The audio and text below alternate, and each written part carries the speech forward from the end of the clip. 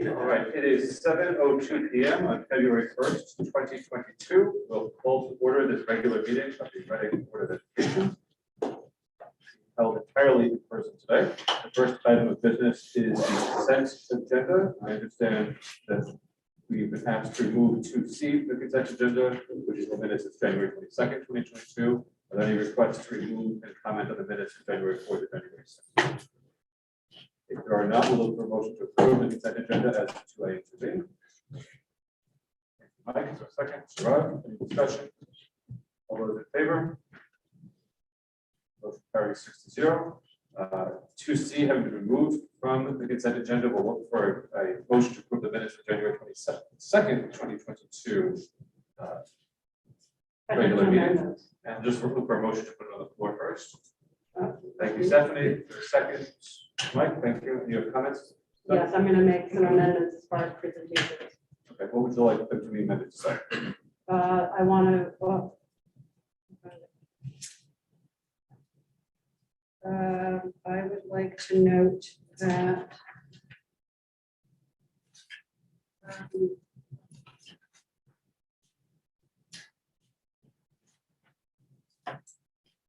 where the cost center overview is presented by Sarah Swiftani. What page of paragraph? This the right after the budget increase, contractual increase, reduced state funding, where the cost center overview. That was I want to include that Sarah helped present that. Thank you. So middle of page 2 and 3, Yes. cost center overview presented by Dr. McKinnon and And Ms. Sarah Swiftani. Swiftani, yes, Okay. please. Any further discussion?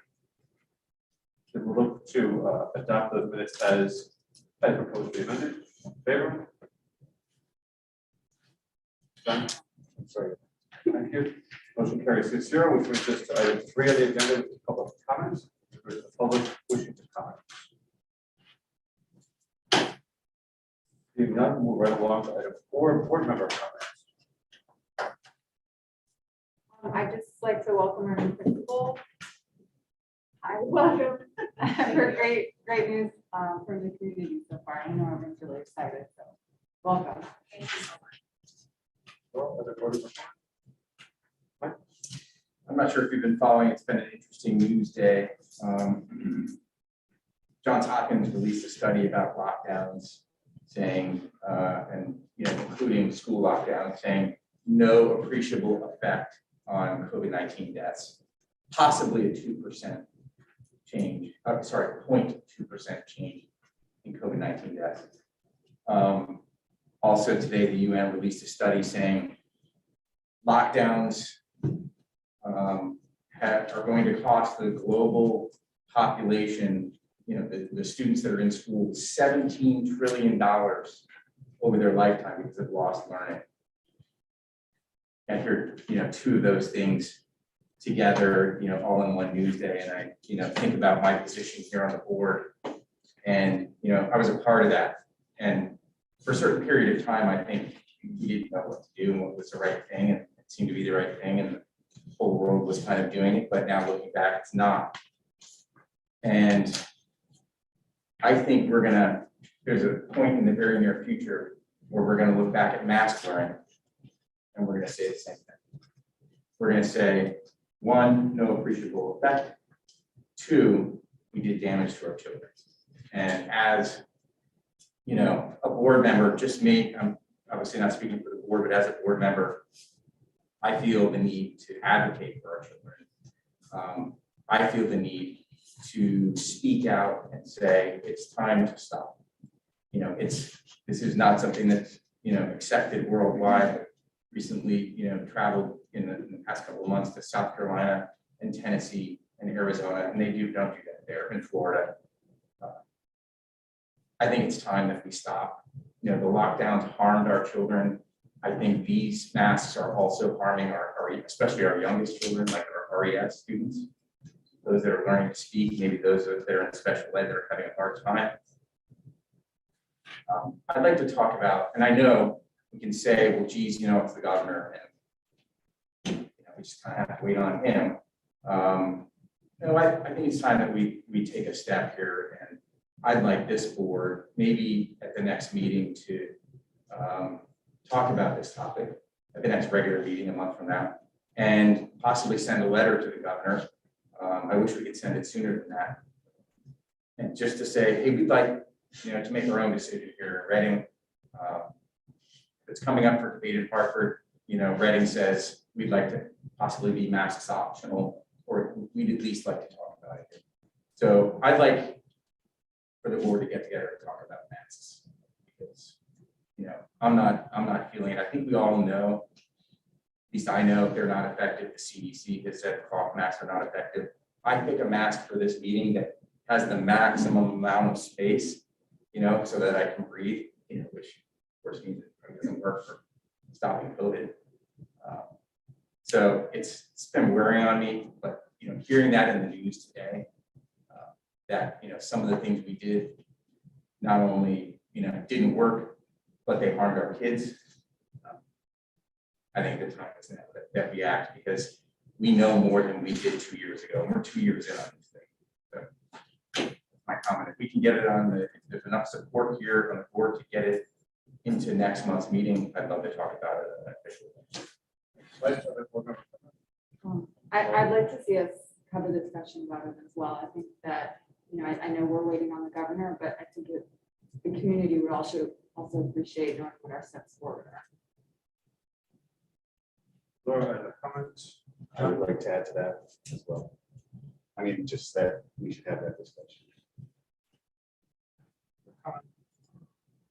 If not, that brings us to administrative reports.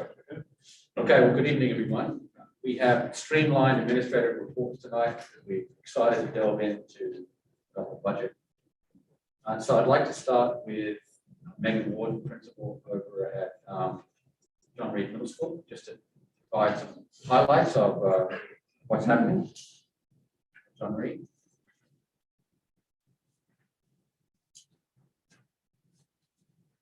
Good evening, everybody.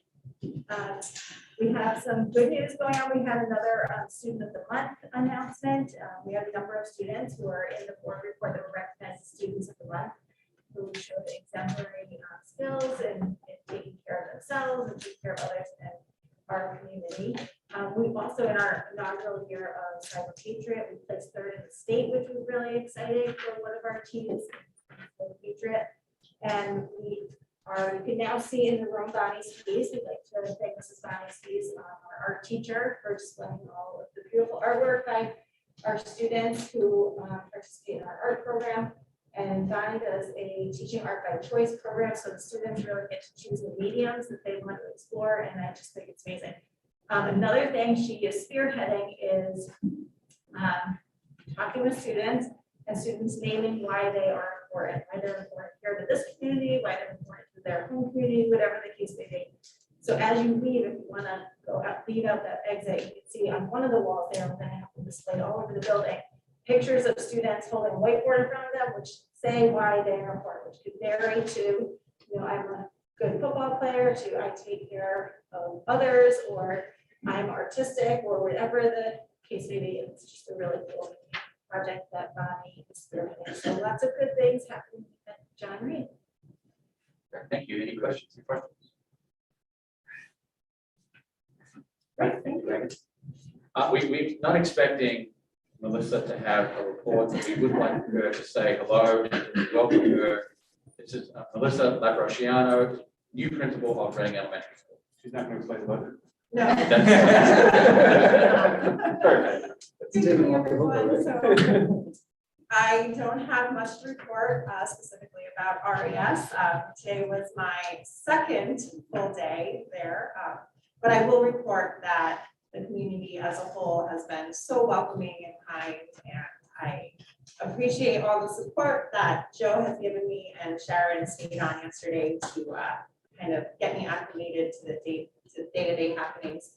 So it's off to a great start, and I am very excited to just getting to know the community. I know our PTA is organizing some virtual meet and greets, and I will be setting up also time to meet with parents too virtually. So just getting out there in the community. So it's been good. Great. And the students are learning my last name. We broke it up into 5 syllables with the kindergartners yesterday. And it's off to a good start. So thank you. All right, any questions? The good news is you can explain the budget 2 days from now on Thursday. Okay, so the only other report we really have tonight is the budget summary. So Mr. Petrozelli does have that report for us. Yes, so thank you. So if you look at the budget object summary, I'll point out some highlights. If you look to account 112 on the front page, you'll see a negative number in the budget. So I just want to explain that is because it's the IDEA grant reimbursement, so it was put in the budget. So 112.24 is purely IDEA money? Correct. Does that cover all non-certified salary? So all non-certified salary that John Reed is offset by IDEA?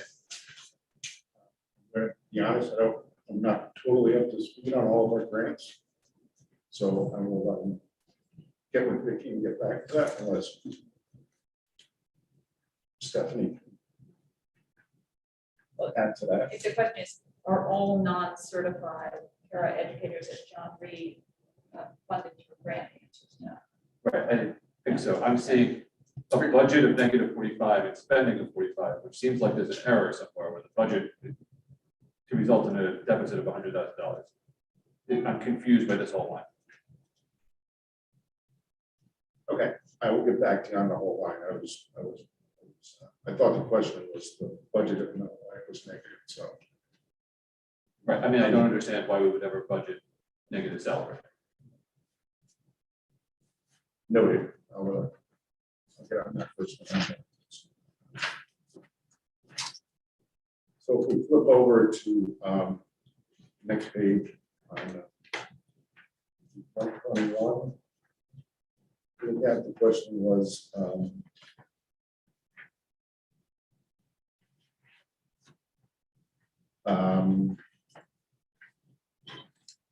the question are why are we underspent at present, and that's because I don't know if it was brought up before, but we have interns. Some of the substitute assignments are being filled with interns who will be with us for the full year. So, and we've also had difficulty finding substitutes this year. So that's going to explain that if you're asking why we're so unexpended. Well, I know that historically we've been less than 50% expended at this point in the school year because we tend to spend more on subs in the back half of the front half historically.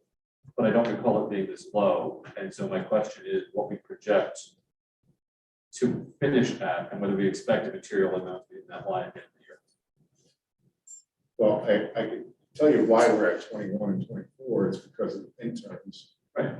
And, you know, in the springtime, we expect that to have more spend in the springtime than we do now, because as the weather gets nicer, we'll have people calling in more, so we'll have more expended on subs. So do you think it's just underspent to a point where you're concerned at this point in the year? I'm concerned generally with the direction of spending in the budget and where we're going to land, particularly as it relates to health insurance. And what I'm trying to identify is what lines in this budget, now with 5 months to go, do we expect to have a significant amount left over that we can say, at the very least, there's going to be $40,000 in subs that can help offset health. I'm trying to identify those underspent lines.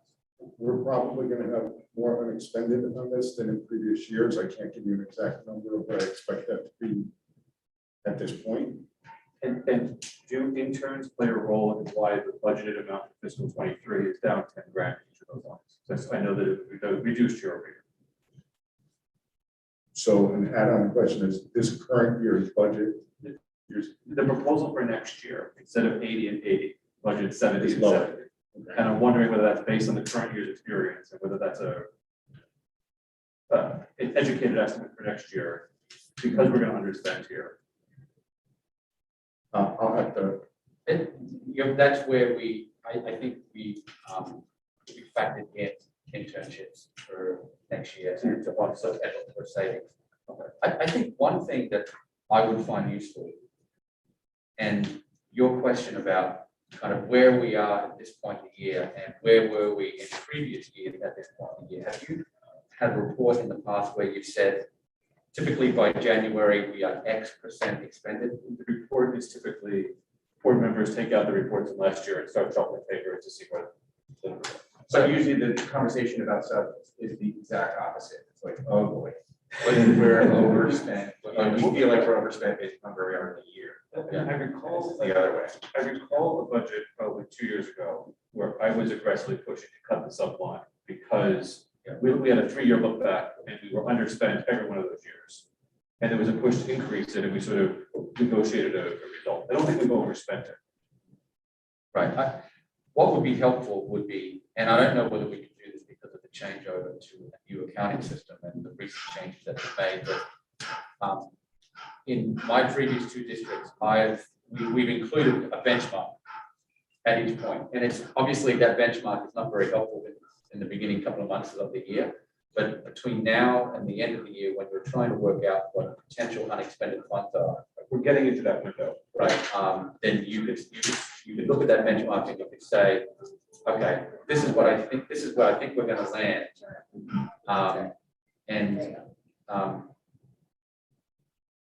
You know, for example, 2 years ago in Oxford, I was concerned about where we were in my previous district. And I said, we need to pause spending at this point. And then we need to reassess in 3 months' time because we're getting close to that, right? That's kind of what you're Right, and you're basing that on past performance, reasonable expectations, not just saying it's February 1st, we're going to pause spending because we don't know. right. Okay. So that benchmark would be helpful. Okay, so I'll look into that a little bit more. If we come down, if we're in you had a question on nurses' salaries, which is 128. Yeah. And we have to, so we're talking with Vicky that we had budgeted for a full-time nurse and a part-time nurse. And we didn't hire the part-time nurse until late this year. Yeah. So she's primarily based in Reading, so we'll likely at some point transfer that to the RES line, I'm sorry, the elementary school line. And it's not expected to be much savings with the resignation of a full-time nurse and the rehire of the person currently in that position. So the amount that's unexpended but not encumbered is based on somebody who hasn't been hired yet, possibly drawing that down? Yes, I believe so, Chris. So I can't take the $45,000 to the bank and say that we've We cannot. spent it somewhere. Because did we hire the person? The part-timer? Yes. Okay. Yes. So we did the balance of that until salary can be January. encumbered. It's balance. The balance of that salary can be encumbered. So next month, we'll see a much lower number on expended in that line. My expectation based on that comment. Yeah, and that's, so that money's not up to grabs. Well, the first half. It should be a balance. Yeah, Sorry, it shouldn't zero it out. Right. Okay, if we look down down to 131 secretary salaries, you can see that there's no budget in JMRS. And this is just, so this is purely due to the accounting code changes last year. This was just, it was changed after the budget was created. So they're actually listed in another line, but they're supposed to be paid out of another line. So we're going to work to adjust this and fix this. So this was just, So are they in a non-certified line somewhere else? It's going to finish with unspent funds, it's going to balance this? yes, Transferable. Track it. yes, we're going to do that. Is somewhere all that from the 112? I'm trying to figure out where those might be living.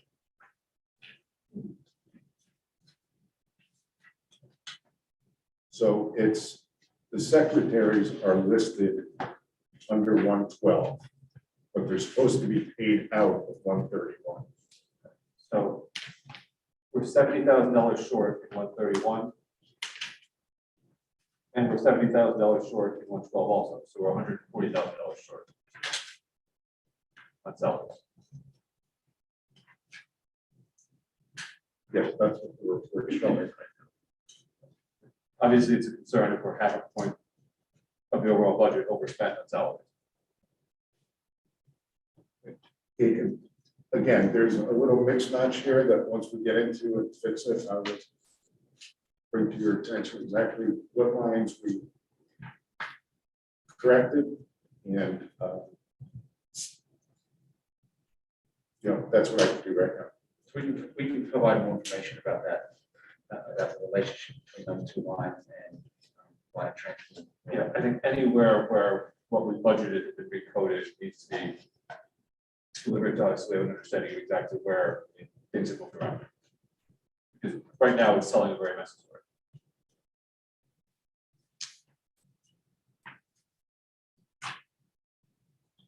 So the next one is if we go to 136.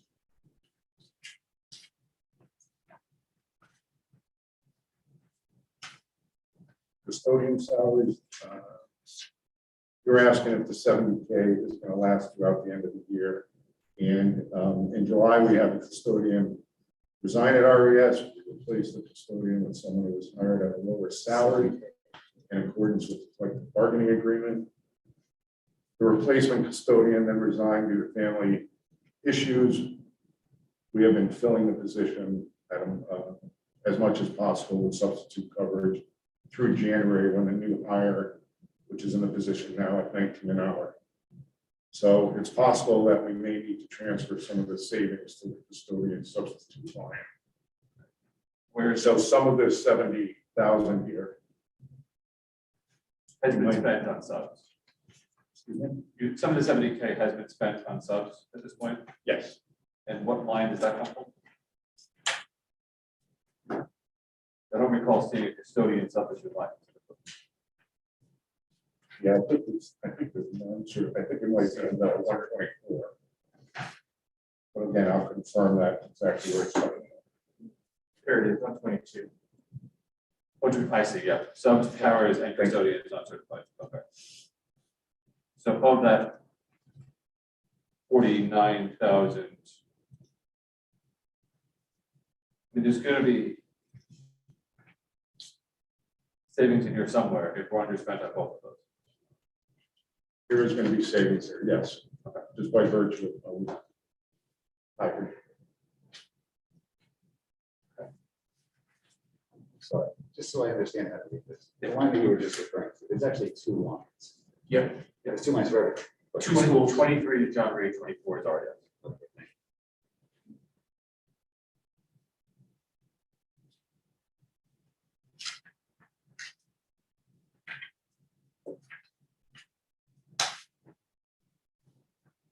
We flip over the next one is on page 6. You had a question on the tuition private school. Yep. Account 563. So again, at this time, this is going to be determined, Chris, because they're doing evaluations right now. The students are under PPT evaluation, and they'll have a better idea at the end of March, early April. About 89% of our outplacement costs. Because that's what's unencumbered at this point. And that's a huge amount to be sitting here halfway through the year unencumbered. I would have assumed the 428 was based on known or near certain outplacements. So my guess from looking at this is at least one of those didn't actually come to fruition, probably more. I mean, I sat with Jen, I don't know if she wants to speak to that. I mean, I understand how we go through the process in the spring, which helps determine what the outplacements are in next year's budget. But what I don't understand is how we could be talking about having almost $400,000 unallocated for outplacements in February. It seems like some of this is going to be unspent. I'm trying to get a handle on how certain any of that is.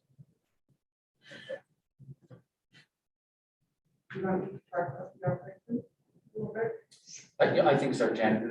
Where do you see where we are on?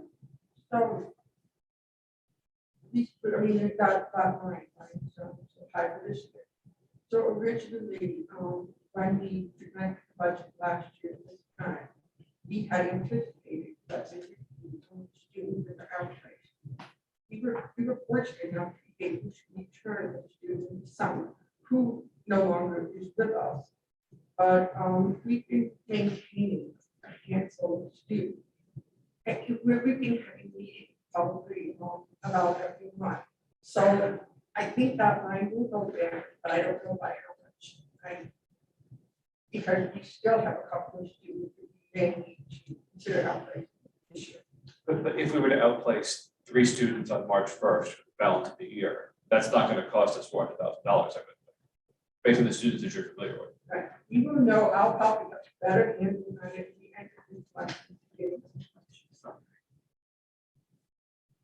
I think that does answer part of the question. At least one of those students isn't with us anymore, which is part of why the encumbrance as well.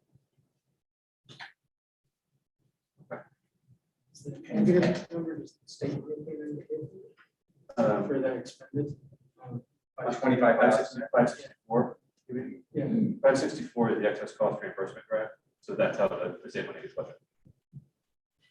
But that's what we are predicting. That's not necessarily what's coming. And if we're not spending the full 400,000, we're not going to see the full 200,000 back either. There's going to be a trickle down offset. It's a portion of what we spend over 4.5 times the. Did we get- cost. Have we received the first half of the excess cost grant yet? Can that be booked at this point? I'll find out, I do not know. We hired a special education teacher this year for the junior bridge program over at RES, and that's reflected in the budget for the next year. So that could be a transfer out of tuition outplacement to 105. That's what I was saying. Yeah. That would be a place to overcome that teaching wasn't budgeted this year. It's effectively a cost avoidance function anyway. So. Right. But I think, sorry, let's keep going.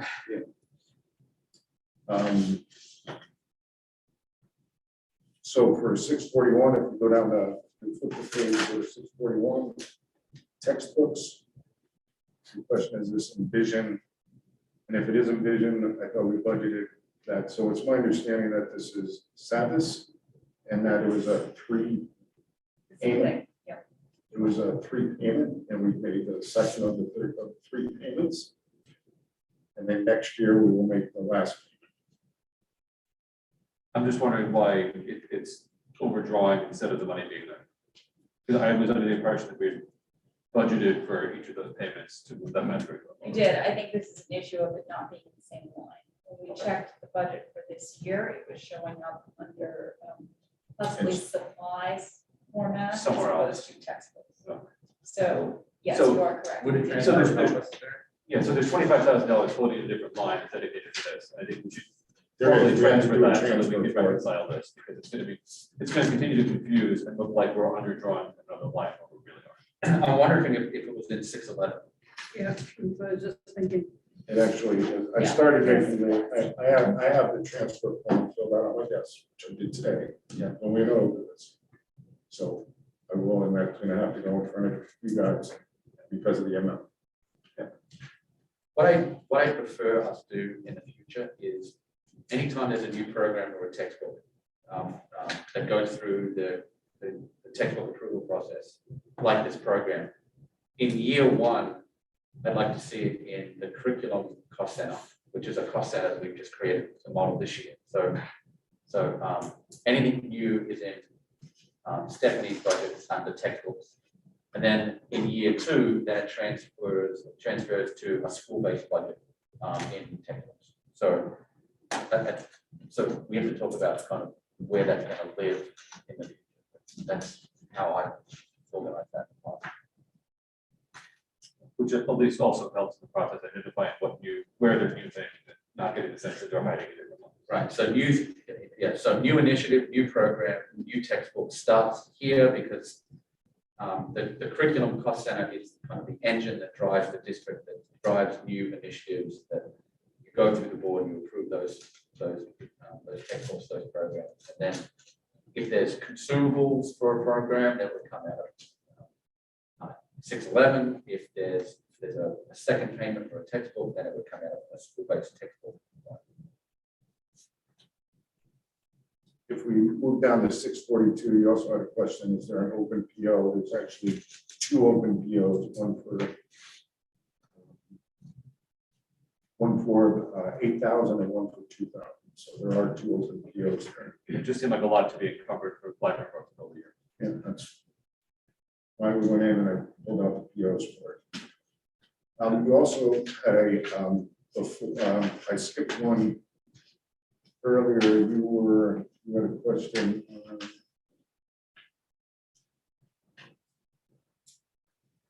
About medical expenses. Go to one series. You're wondering why one school is not being encumbered and the other was.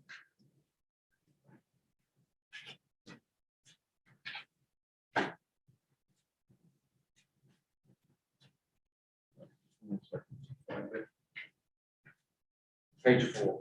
270. Yes, 270, I apologize. So that's just the way we set up the PO. So the way the PO is set up is the one school is first by month and then second school is, so what you're saying is as we record this, it's done by school. So you're going to see one school is overdrawn and then as the year progresses, the other school will catch up with it. So we're basically just spending down the John Reed line first and then spending Correct. down the RES line, treating them as if they're the same. Yes. Okay. That's why one of the things I'm trying to do is get this report to combine the schools so we don't see things like that. And sometimes it's helpful to have that distinction. Yeah. You know, I think possibly having it as John Reed RES and then combined as 3 lines might even be more helpful than calling it into one. Fair enough, we'll keep it that way. So I think I caught all your questions on this way. So 251, there's unemployment liability. Yeah, so that was due to the COVID-19, the state of Connecticut extended unemployment benefits. So that's why we're seeing some monies there. So this is unemployment from a layoff last year. I believe so. You want me to get a name for you or? I don't want to know what name, certainly not publicly. And I'm just sort of, it struck me as confusing that we budgeted nothing in that line and then are seeing actual payments out for unemployment. Which sort of I know the surprising. hit from the state. So. And then 261. Yeah, workers' comp. So I actually have the, I don't know why they budgeted 60,000. What we have spent is the actual invoice and the allocation from the town. I have it. So The question is the allocation from the town 57,232? exactly, yes, So the rest of that will be unspent it permanently, will, the 20 something. all 27 of it. Yes. What's interesting about workers' comp is that we've actually budgeted 0 next year as well. Budgeted 0. Not workers' comp. Unemployment.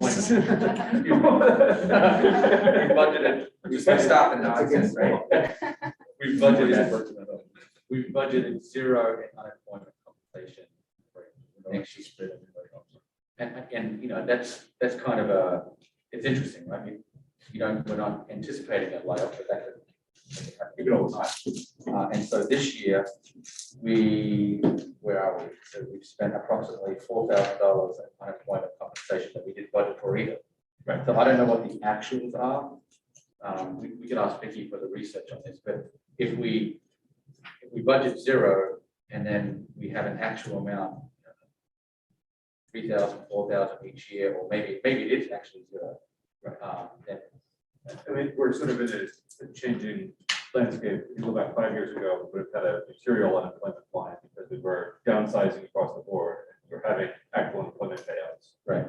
We're not doing that at this point, but I think it may be prudent to at least keep a couple $1,000s in there on the expectation that it's a recurring expense.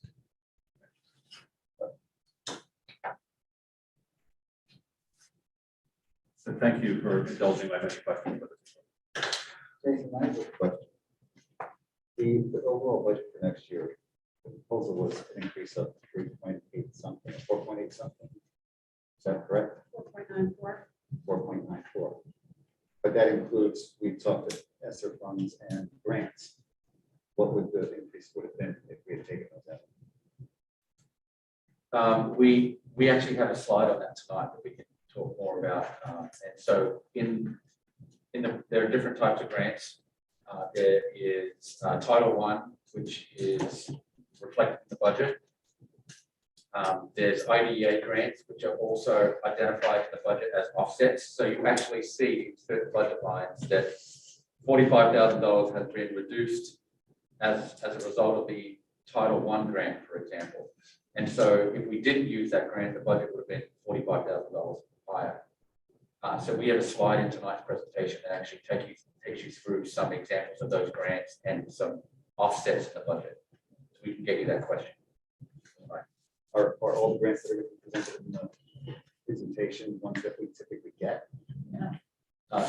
With the Title I, IDEA, are grants, excess costs are grants that we typically get. ESSA, short-term grants, and they're expiring next year. Well, they expire in different years, so that I provided you a spreadsheet with a lot of information.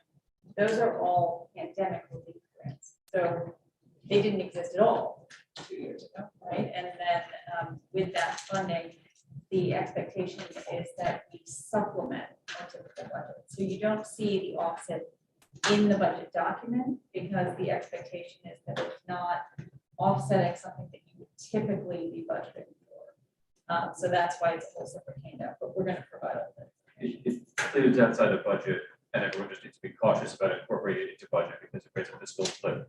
Amen. Amen. So it's not in the 494. Or the who? Well, the 4.94% increase is not offset by that. It will be offset by that. It could be if Could. the need continues beyond the lifespan of each one of those. Okay, but it's not an artificially low number because we've got these one-time grants. No, we have created we created a budget proposal that shows the need for next year. Our need also includes things that will be funded by the grants for next year, right? So we are anticipating certain needs that are related to pandemic recovery, One-time needs. and that is the hope, absolutely. Good question, John. We'll delve into that. Okay, is that all for? And just the last piece, I think, for Scott is the transfer. I'm just sort of curious what's going on with that. So with the transfer, they had budgeted money in the repairs line to fix the film, which didn't need to be fixed. In the repairs line of 431, but they did need some glaze and some clay, so they did a transfer because they won't need $400 to fix the film, some glaze and some clay. My thought on this is that we could have purchased the glaze and the clay out of 611 because 611 still has money in it. And you could probably make an argument we didn't need to transfer it, but I mean, it's also okay if we transfer money. Right, that's what sort of triggered the confusion, because I think we took it out of a line that was already overdrawn. So we're taking it out of a negative $10,000 line to put it into a line that's already funded. Or, I'm sorry, no, we took it out of a line that is funded, but it's funded very healthily at 65,000. It's another line that is also well funded in this way. And in a world where we're not making these other transfers we're talking about now that lead to levels of confusion. Right, I understand. I'm just wondering what the priority was for including that.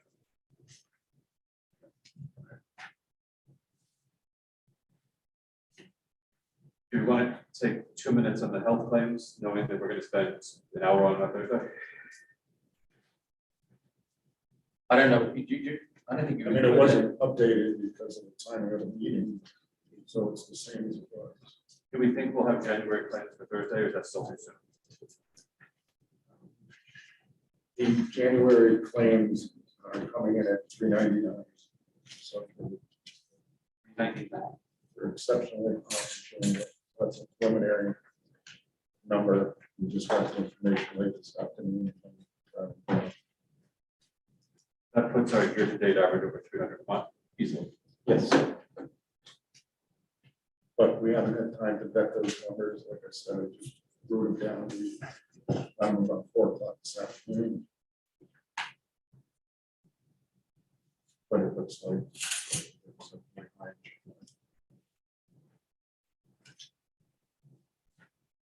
would you like to put together a report? I mean, as soon as we have the numbers, I will put them in and I'll send it to I think going into Chairperson Parkin. Thursday's conversation with Brown and Brown, I think it'd be very helpful to see through the month of January where we are versus budget. And what we have left to spend, and what we need to average to spend at the backside of the year to not go bust on income. We're in the same thought, and Vicky was gonna get on the first thing. in the morning, so we have it.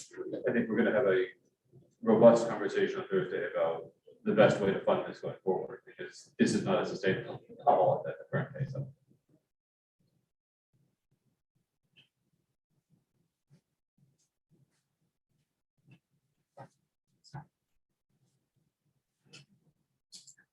Any other questions for Scott? Any other administrative reports? Scott? No. All right. That brings us to item 6, which is board committee reports and assignments. Are there any committees to report? Mike, do you want to say anything about the facilities committee? We did have a facilities committee meeting, which is good. I think we're gathering information to kind of get back to where we were at our last meeting over a year ago. We should even bring the highlights. I actually included where we were from a facility standpoint in a slide that we can talk about later this evening, but the facilities or the capital plan actually includes items from previous years that you obviously discussed and received some preliminary information. And we've also received another kind of capital plans document, which we're evaluating, and things like putting new roofs on new building on both buildings, window and door replacement, and so on. So I actually have an image of that included in the presentation for tonight as an example of where we are in the capital improvement planning process. Any other committees? Sure. DI task force met last week. Devin was elected as chairperson. Agreed to a calendar for this year. That's been shared already. If there are no other committee reports, this is not technically a board committee report, but the town's ARPA planning working group, which needs a better name, is meeting again on Thursday at 5 p.m. And its goal is to come up with a structure for which the town will be reviewing ARPA grant requests. And once that framework exists, we report that back to this board, the administration, to see what project we put in that pipeline. And there are no additional committee assignments tonight, so we'll move on to item 7, 2022 National Youth Tobacco Survey. Okay, thank you. So the National Youth Tobacco Survey, because it's a survey that students participate in, we require board approval. It's a survey that I've run across at another time in my career in a previous district where the district was selected to participate in the survey. The survey is conducted by the U.S. Center for Disease Control. John Reed Middle School was one of approximately 550 schools selected to participate in the survey. They're looking for approximately 50 students to participate in the survey. The survey is attached to the document.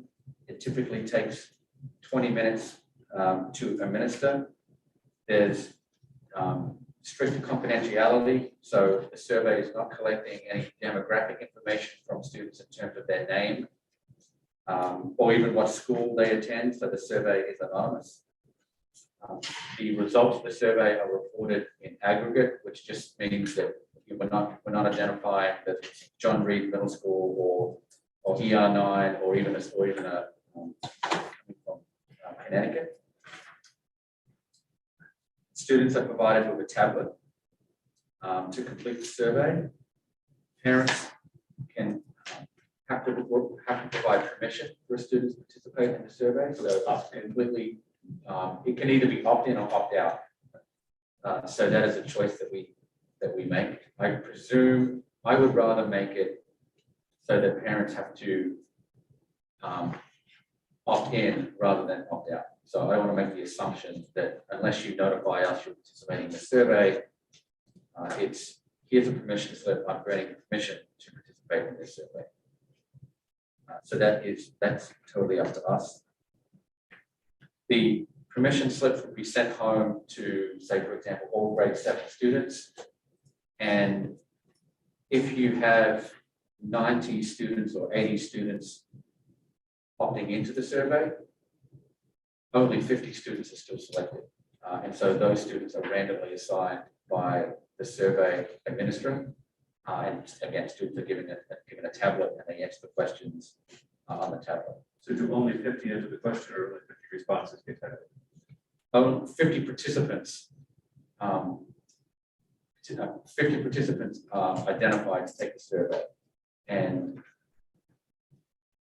however number of students take the survey, those data are added to the survey results. So 50 students are selected at random on that day, but perhaps only 40 students are actually available, and they only look at questions that are completely answered in the survey. So they can take out a student, data cleansing and so on. I shouldn't say questions are not fully answered because questions can be skipped, but that's not a reason to disqualify.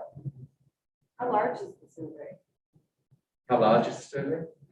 You mean the number of questions? No, like how many participants Nationwide. nationally? I have the methodology report. Yeah, I can pass this over to you. Or 550 schools? 500 schools, not 50 students. Yeah, okay. I missed the 500. Yep. Sorry. So let me see if I can find that information. 254 districts, 361 schools in 34 states. And you're looking for the total number of students participating? That was enough. Okay. That's a pretty big study. And essentially the study is used, the goals of the study are to reduce current tobacco use in adolescents, to reduce current e-cigarette use in adolescents, reduce current cigarette smoking in adolescents, reduce cigar smoking and so on. So those data are used to establish programs that are geared towards reducing access to tobacco. So, for example, one of the findings of the study is that in the last 7 days, 20% of high school students have used an e-cigarette. If there's only 50 participants, so you could get the skew 50 in any kind of manner. Those 50 are added with tens of thousands of other students. I understand that, but you could have 100 people at John Muir Middle School smoking, let's say 50 smoking, and then 50 that are not smoking just happen to take it, now you have 0. That's the nature of the survey. And in the other school, you're going to have the 50 who are all smokers get selected, and the 50 who are not get selected. It actually works that way. Well, we're taking on a randomized basis, we expect it to balance out. But Yeah, I was just saying, opt-in adds an interesting flavor to the results, right? Would a parent who suspects they're smoking opt-in, not opt-in? Let me ask the question a different way. What is the benefit to this district to opting in to this survey generally? I don't see a benefit to this district other than targeted programs nationwide that can be providing information to parents and to schools about what percentage of our students are engaged in these activities and if we need to develop any programs around that data. Is there a downside that you see? I don't see a downside. Other than 20 minutes lost of instruction time for those students. And that was going to be the next question. Is this intended to be administered during IE or home base, or how would we minimize the instructional impact for the random students? That would be up to us. So we could do it during an advisory period or some period throughout the day. How we choose for it to, they would work with us in terms of picking the time during the day where those 50 students would take the survey. You recommend it? I'm neutral on it. Okay. You know, we were contacted by the CDC. This is the information on the survey. You have to decide whether you would like the students to participate or not. I do not see a downside. I see a potential benefit of knowing statistics about this subject. If you looked at the questions in the survey, really the question that I think mostly affects us is the percent of students having access to e-cigarettes. I think that is the most relevant question. I don't think students are smoking cigars in middle school. Yeah. But I do worry about students' access to e-cigarettes and where they're getting e-cigarettes from and what we can do But to if we're, educate them. if we're only getting that information in the aggregate national sense, we're not going to know that, oh, it's easy to get e-cigarettes at such and such. Well, that's Kelly totally on the corner. That's So totally- did you confirm we're not going to get information about how we answered? That is correct. We do not.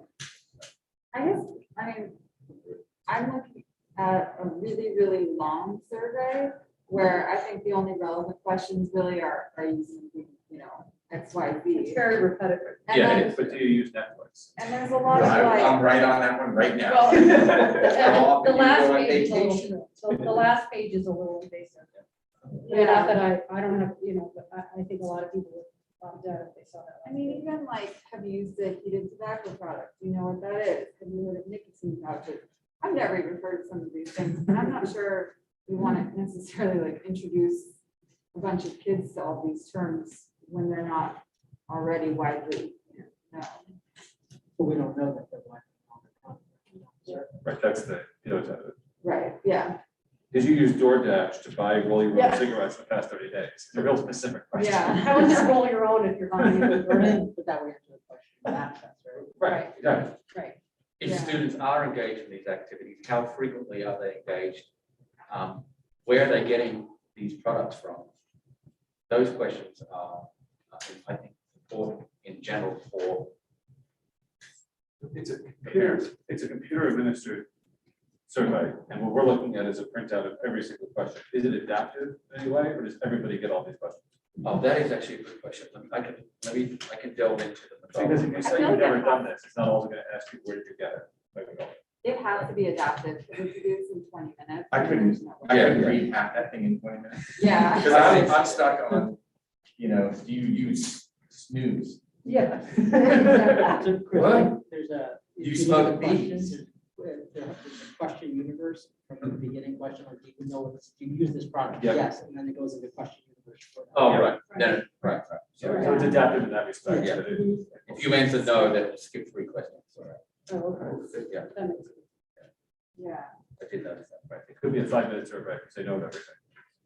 Okay, good. And by the way, when you watch Netflix, you watch people smoke e-cigarettes in here, it's all in here. Am I led to believe that the all the non-smoking commercials have not worked? Well, they've switched to e-cigarettes. Yeah. But those were. Oh, I see those commercials too. No, those commercials were So not. put a fine point on this. We were selected, John Reed Middle School specifically, to have the opportunity to participate in the survey, which is for grade 6 through 12. So we would give the opportunity for parents, but students in grade 6, 7, and 8 to opt into this on the expectation that 50 people did, then they would be given the opportunity to take this at some point during the instructional day for 20 to 40 minutes. Yes, And the benefit to us is being part of an aggregate study that we're going to get access to the data from anyway, because the CDC is going to publish it. that's correct. I see the arm,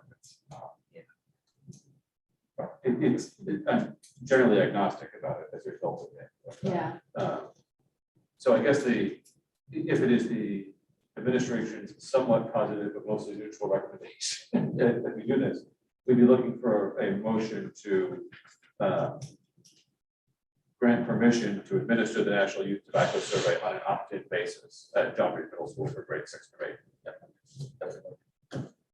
who's willing to hang out on that one? So I always made that motion. there a second? I'm going to second it because it should be discussed. So is there any further discussion on the motion? I'm agnostic, but I just think it's pointless. I don't think it's gonna do any good, you know, I used to smoke, and it's not because I had access to it, it's because my parents didn't tell me not to smoke. We did have Netflix too. But the commercials and government programs are not what keeps kids from doing things they shouldn't be doing. I'm gonna assume that the CEC has a lot of things they can run surveys on, and if they are running a survey, it's probably data that there's, you know, that we don't have recently. And so even though, I don't know, I mean, it asks a lot of stuff I don't think that we need to know, but whether or not kids are smoking or not, I think is important. There's definitely been a trend of kids smoking less cigarettes since those campaigns have started, but they've also noticed a trend of kids smoking a lot more e-cigarettes. There's also a trend of people, societally, I think, they're just becoming healthier. True, so That happened without any kind of government intervention. possibly, right? You can't just say it wasn't putting the death warnings on cigarettes had no effect necessarily. When people don't consume it. John, having had a person in my family just go through high school, I think what you said is true. You know, I don't think cigarette smoking is nearly as popular as it was when I was in school, but those e-cigarettes came in from the side and they got real Oh, yeah. popular, real popular at the high school real fast. I don't know where we are today, but this goes all the way to 12th grade. And we'd be looking for, sorry to repeat this, 50 a grade, 50 total. 50 total for 60, right? It's 6 through 8, right? Okay. I'm looking this up online, and it looks like they do have recent surveys on it. So you can find 2020 data that says 4.7% of middle school students currently smoke e-cigarettes. 4.7. And then 20% of high school students. Right, that sounds about right. Yeah, which is a lot from. Yeah. So then we could. Well, Laura, was the answer for that question 20% in the last 7 days or 20% total? It says current e-cig use.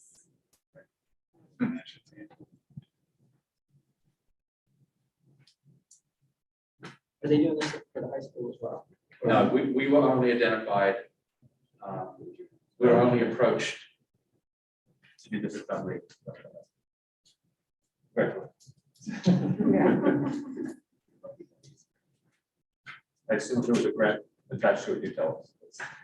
Well, actually, there is a, in appreciation of sport, there's a $500 school award. And selected classes will receive Bluetooth earbuds in appreciation for their time,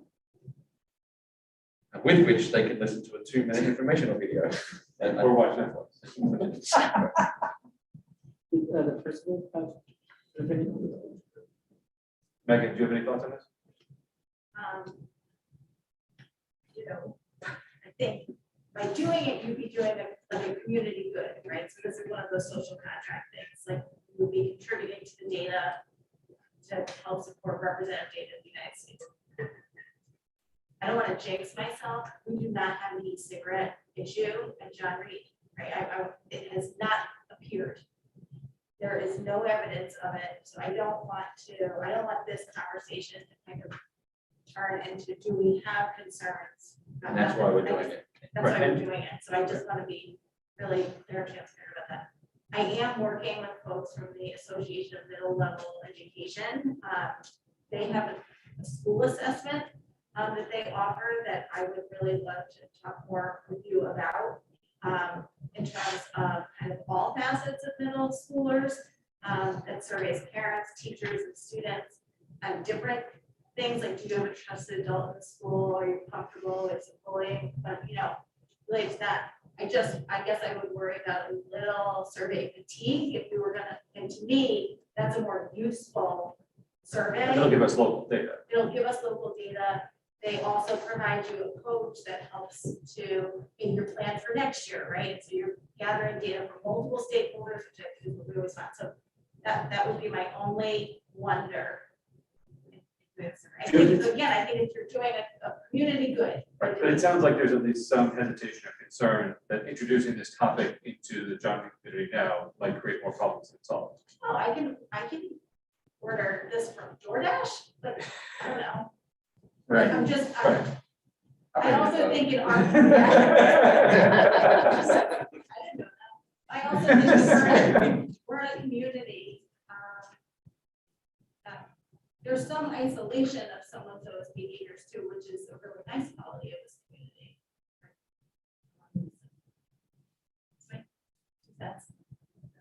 I think that. We, we don't have a strong stance on this because we're not getting data that's going to really provide anything about our local community. It's exactly what Megan said, it's a social contract. As a researcher, there is a benefit to having a large sample size and a randomized study, so you can draw conclusions and you can trust that the data, the more participants that participate in the study, the greater reliability of the data, right? So, but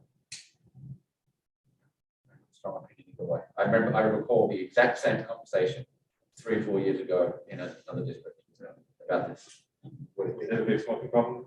No, they did not. No. Any other discussion? The motion is to permit the introduction of the survey on an opt-in basis. All those in favor of approving the survey to be administered on an opt-in basis, raise your hand. All opposed? Abstain, and it is 1 to 4 to 1. Motion fails. And that brings us on to the operating budget. Okay, just give me a moment here to sort out my.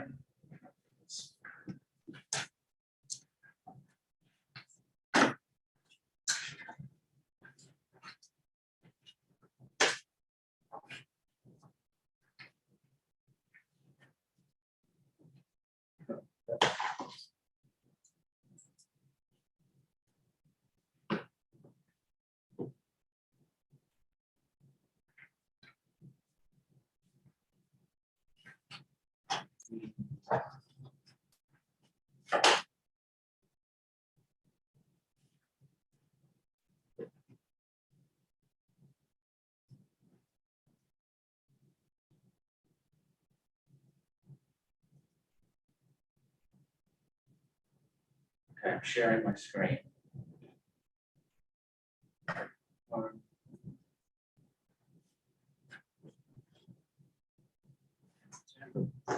Casting, I should be casting.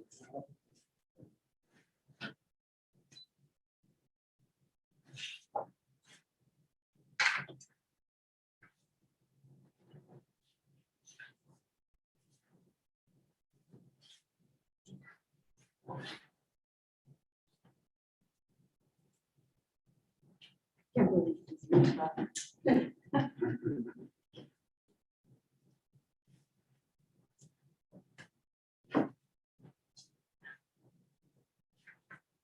Okay, all right, thank you. Thank you for bearing with us.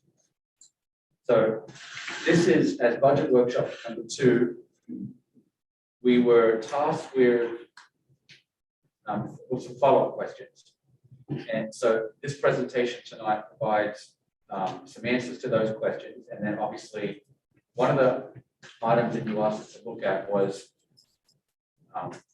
taking a look at our 4.9% budget increase and coming up with a list of reductions that would get us in the 3% range, basically a budget with a 3 and 5.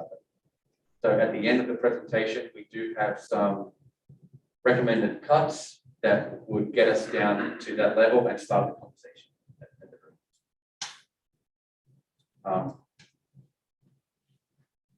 We just want to remind everyone that we've developed a budget website, and on that website, you can see the key budget details and the sheets, some key dates. You have an opportunity to ask questions. And then you'll also see the, oh, you're not actually showing, so I got to cast my desk.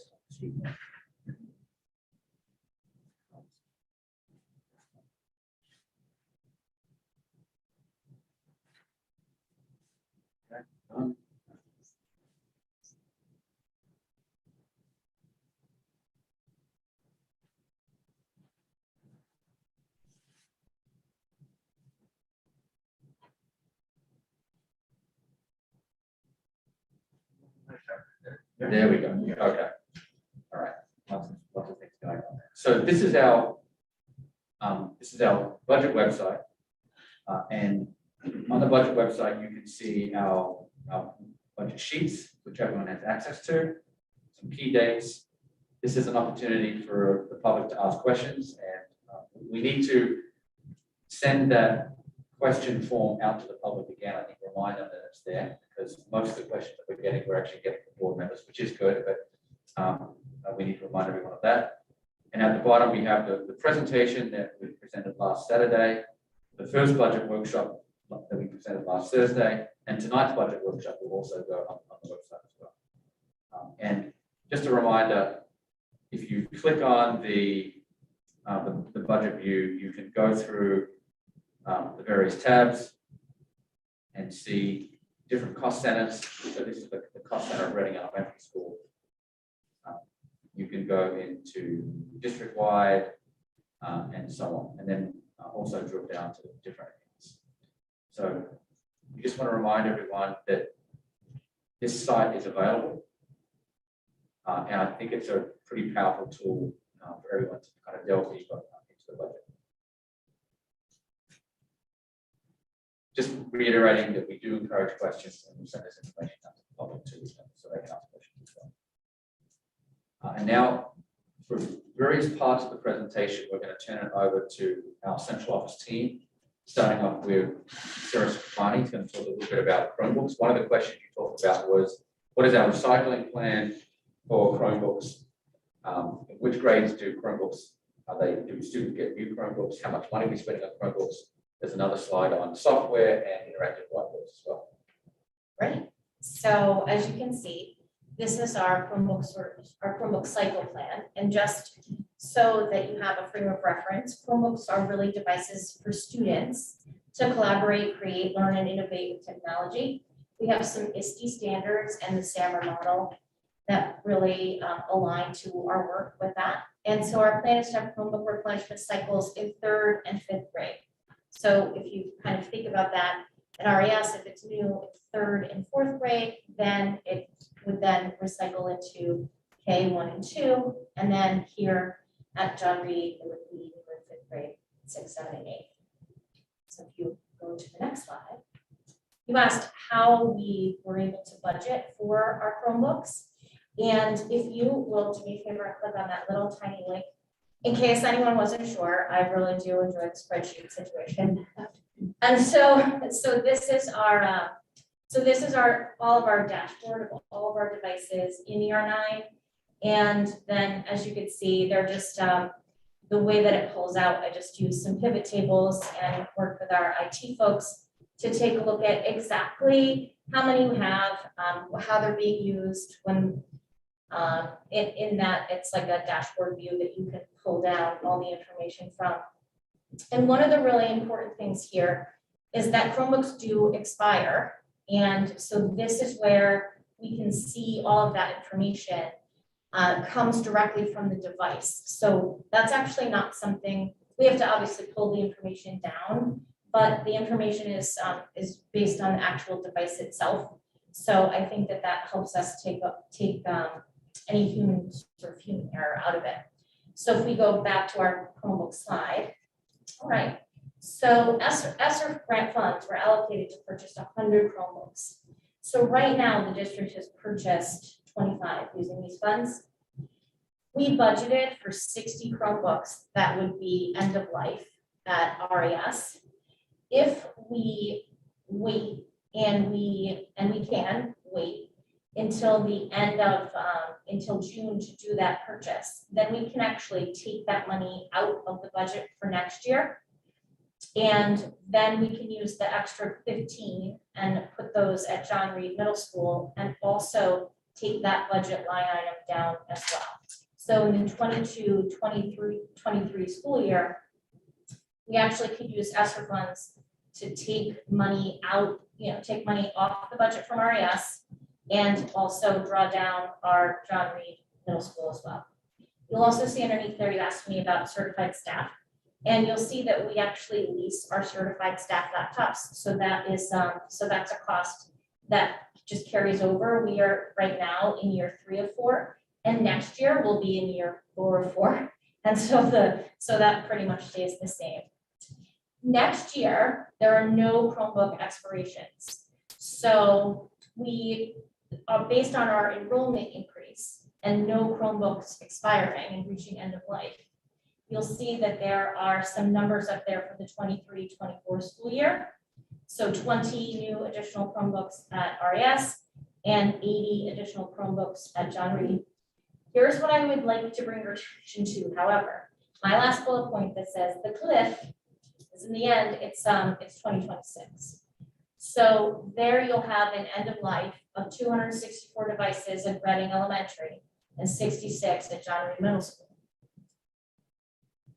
One interesting thing and why we've only done 2 years is that Google right now has said that Chromebooks have about a 4-year shelf life for a new device. There is a lot of talk in the Google community about extending that. And so not having Chromebooks have an end of life in 4 years, but have it be 6 or 8 years. We're following that. That's a very important development for us when it comes to budgeting. And the other piece of it is that I don't want us to always plan for technology when we're not sure what it's going to look like. So I'm not sure what the technology is going to look like in that 2026 end of life year. So I want to watch that and make recommendations that are really based on what's happening in that space.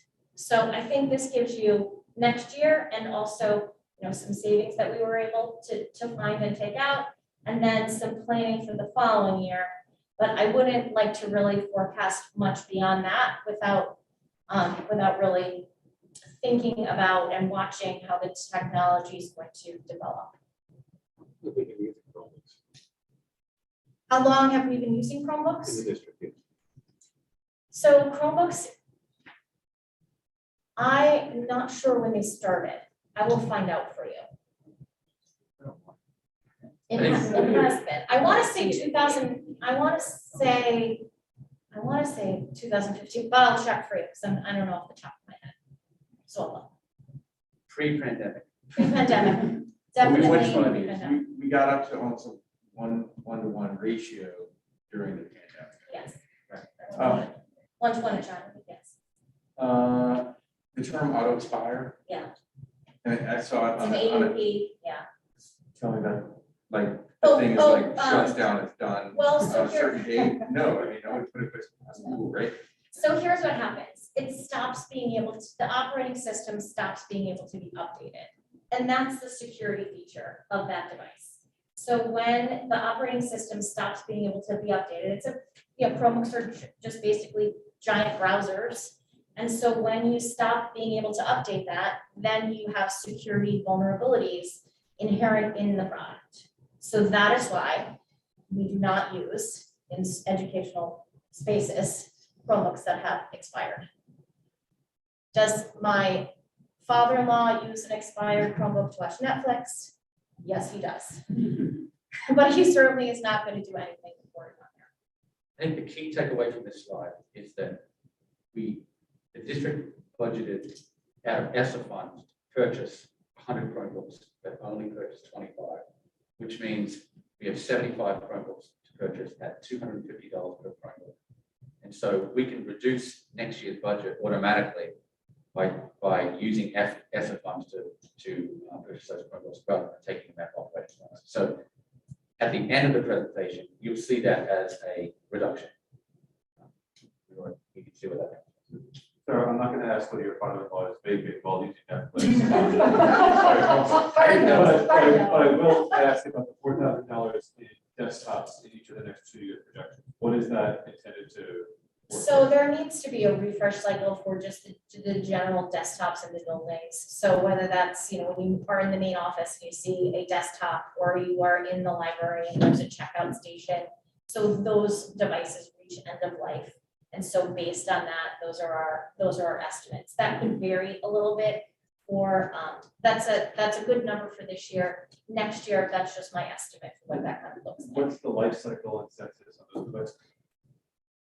We try to eke as much life out of them as possible. And so sometimes they just need to be a little bit more robust than others. So if you have someone in a particular position who finds themselves then needing to say, use software that's a little bit more robust, like Adobe Acrobat, they're going to need a potentially a different machine because their machine is too old to be able to do that. So just, it kind of depends on what we're having people do as to whether or not we can, swap machines and eke as much life out of them. Is $4,000 in next year's budget targeted at specific machines, or is it? It's targeted at some very specific machines in both at RES and John Reed, yes. All right, interactive whiteboards. So we make decisions based on walkthroughs, the age of the device and the condition. So at RES, we've asked for 6 interactive whiteboards, and at John Reed, we've asked for 5. And so this is your current inventory. You have 15 Promethean boards, so you have a 5-year warranty. That expirations on those, it's a little bit rolling because of when they were installed, and some of that has to do with the supply chain and just when the order happened and when the installation happened. But that's when they, generally speaking, start to expire. You have 30 smart boards that have end of support. So that means that they are no longer supported as a device that can be repaired as of 2018. And I have 30 smart boards in there, which includes the 6, I took away 6 from next year's budget. So if you were to replace all 30 of them, you would need to pay $75,000 at RES. Otherwise, if you continue on the sort of the refresh cycle that you have, it's approximately 8.5 years as I look back. That's about your refresh cycle on your interactive whiteboards. Is that fair for the lifespan of one of them? That is pushing the envelope on the lifespan of those. That is really, we are eking those out is what we're doing. So, so that is something that the board perhaps might consider. We definitely have to discuss whether we are purchasing 5 or 6 smart books per year, or whether we use capital expenditure. That's part of a capital investment where we say we're going to purchase all 30 for $75,000. There are advantages and disadvantages to that. For example, if you were going to go and buy a TV from Best Buy tomorrow, you would get a very different product if you waited 2 years to buy a TV, right? And so there's a disadvantage to buying 30 of anything in today's technology world, because in X number of years, you're going to get a very different product. So maybe there is an advantage to buying things every year, even if you get 5 or 6 of them, because you're getting updated technology and better products. I do think, I completely agree. I like the refresh cycle. There are, the other reason is that you can, you try something new and it works really well, and then you adapt a little bit more, and then they have a new product and then you adapt a little bit more. So I like that. But I do think that 8.5 years is really a long refresh cycle. So I think that that's something for us to really think about, whether or not we want that to be what we do for our classrooms.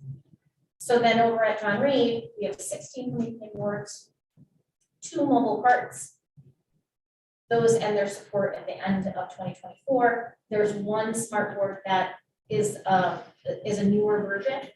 So that is no longer under warranty at the end of this year. Then there are 16 smart boards that all end their support, end of life was April 2019. If we replace them all, it would be $40,000 for 16. If you continue on the 5 board cycle, the 5 sort of interactive board cycle, then you have an 8-year replenishment cycle. Are items like these budgeted every year, so at some point in time there's no big spike one year? I'm just trying to understand how the thought process and how these things get budgeted out. I'd like to see that happen because it makes the most sense for the board to really say, you know what? We really want to have maybe not an 8-year refresh cycle, maybe we want a 7-year refresh cycle or a 6-year refresh cycle. So that's a continual thing that you continually look at and you always budget for. So that it's not a surprise, you're always having some things that are newer, you're always adapting, then you're not really falling behind in terms of interactive technology in the classroom. Because I don't know what interactive technology is going to look like in 5 years. I do know that it will look different than it does right now. So I would hate to see us really sort of get stuck in, one particular thing. That's why you'll see, we're using smart boards, we're moving to Promethean. It is a better product at this time, but in 2 years from now, that might not be the case. So I think that's my recommendation. And then you can discuss amongst yourselves. Is that how it's been done in the past? Yeah, I would say in previous years, there's been a less strategic view. So Okay. prior to the creation of the director of technology position, we tended to replace parts or repair, and then have a cycle for, say, the teachers' laptops or desktops in a particular location. But Chris and Mike might remember how many times we moved off the replacement of the computer lab here at Joplin Middle School. The annual STEM lab and stuff. A very definite need that got cut from the budget for a couple of years. We didn't have a long-term view. So what you've seen tonight includes 3 different types of technology. In years past, it was really just focused on what the staff needed, and then we would spend a lot of money replacing the bulbs, for example, for smartphones. I think the closer we can get to a reasonably stable amount of spend in hardware on an annual basis, whether you plan it to in year 7, that's the STEM lab year, and as a result, you have fewer whiteboards that year or whatever it is. The easier it's going to be to swallow for us and for future boards that isn't just what we spend to maintain this. So there aren't, it becomes less of a negotiable item in this budget. The STEM lab computers became that negotiable item to kind of preserve other things. Yeah, I think this is the right approach. I mean, also you give the TV example, maybe things get cheaper and it just allows us to fluctuate between whatever, things every year. As long as we're looking at the approach every year and making sure that we're going in the right direction. But I think the refresh cycle is great.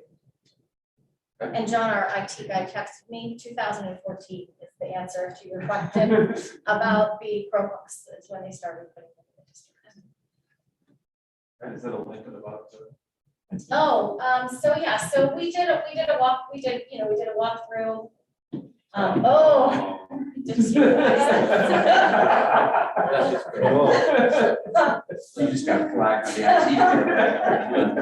IT. Where it says, It's Chromebooks not up to date. where it says end of life, or all support ended, is that a security issue? No, that is, can I get the break and fix? Can I have somebody come look at this? Okay. Can I replace something? Can I get something about for this? I'll share my walkthrough.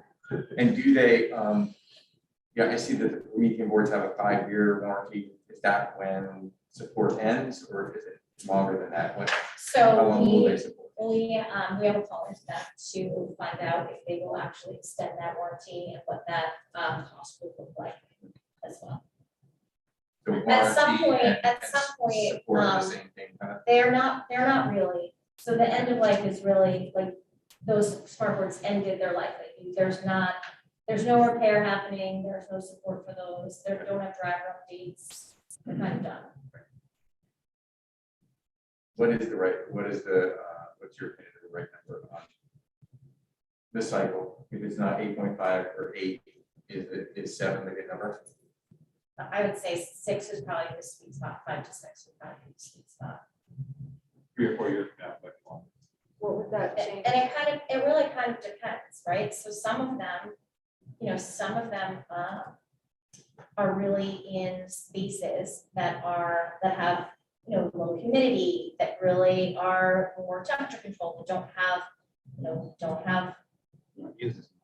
any of those things. It usually has more to do with environmental. It's usually more of an environmental thing that damages boards more than anything else. It's really mostly humidity levels that end up hurting them. So look at this slightly differently. If we were to build a program that wrapped up, we would say, we're going to refresh them, we're going to replace 15% of them every year for 7 years, and that'll get us all the way around. Yeah. We're sort of behind now, though. Yeah, a little bit. So the question becomes, how do you get to the point where you're doing that refresh rate if we're already kind of 46 out of date boards behind? Well, at some point, you're jumping the gun on certain pieces of equipment to get you there. Right, that's sort of the. So, I mean, I think right now for next year, I mean, this is a, you know, we can talk about more on Thursday, get back to it. Interesting that there's, just taking RES, there's 40 boards there between the two. In kindergarten to 4th grade, 5 sections apiece. That's 5 levels, 5 sections, is 25 classrooms. Now you have to click on the spreadsheet. So if we have 25 classrooms, there they are. Yeah, There's so if you numbers. click on RES, that'll give you, you know, what year it is, what the, The other sheet. and the other sheet is for the grades. So special ed classrooms. Yeah. We were talking about this today, like just your set, there are 25 classrooms, then there's the music lab, the library, the literacy lab, the math lab. Do we need one in literacy lab versus we're pretty sure we need one in the math lab, right? So it's not just there are 50 rooms in school and every room needs a smart board. We're really being discreet about, you know, which room, Where's the for what purpose, right? Are they portable at all? Or are they like installed? So some of them can be portable, yes, and some of them are installed. It actually depends on the space.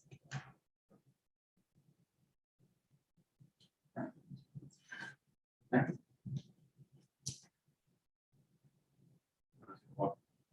Oh, all right. Did you, I'm sorry, were you? No, that's it. No, we looked at the walkthrough. That's That's good. it's fine. If nobody else has any questions about that.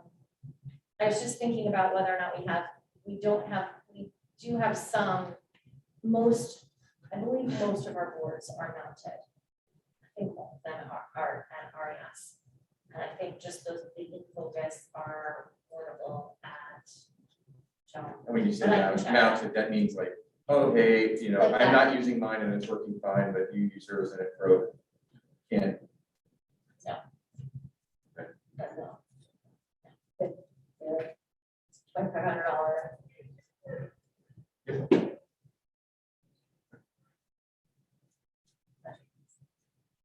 Keep it nice. Right, so software and online resources have also kind of changed over time.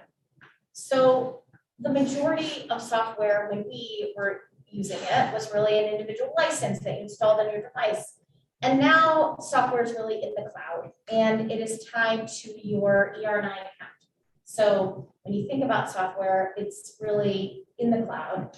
And decisions on the software are really based on teacher feedback from surveys, input from our library media specialists and STIC specialists, and then usage reports. And we also have an ER9 leadership group that evaluates the use and plans for the future. And we, like everything else that we do, really tie back to our standards. And our decisions are really based on what we want kids to know and be able to do with what happens in the classroom. So those online resources and the software are really designed for that.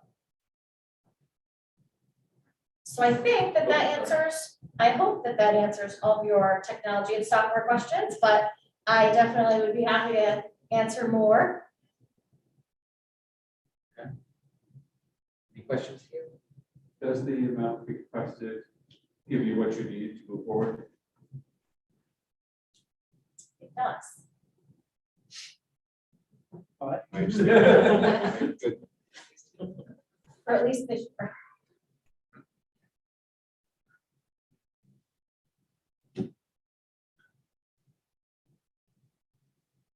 So one of the questions was just really about student clubs and field trips. There's no real change for field trips at RES.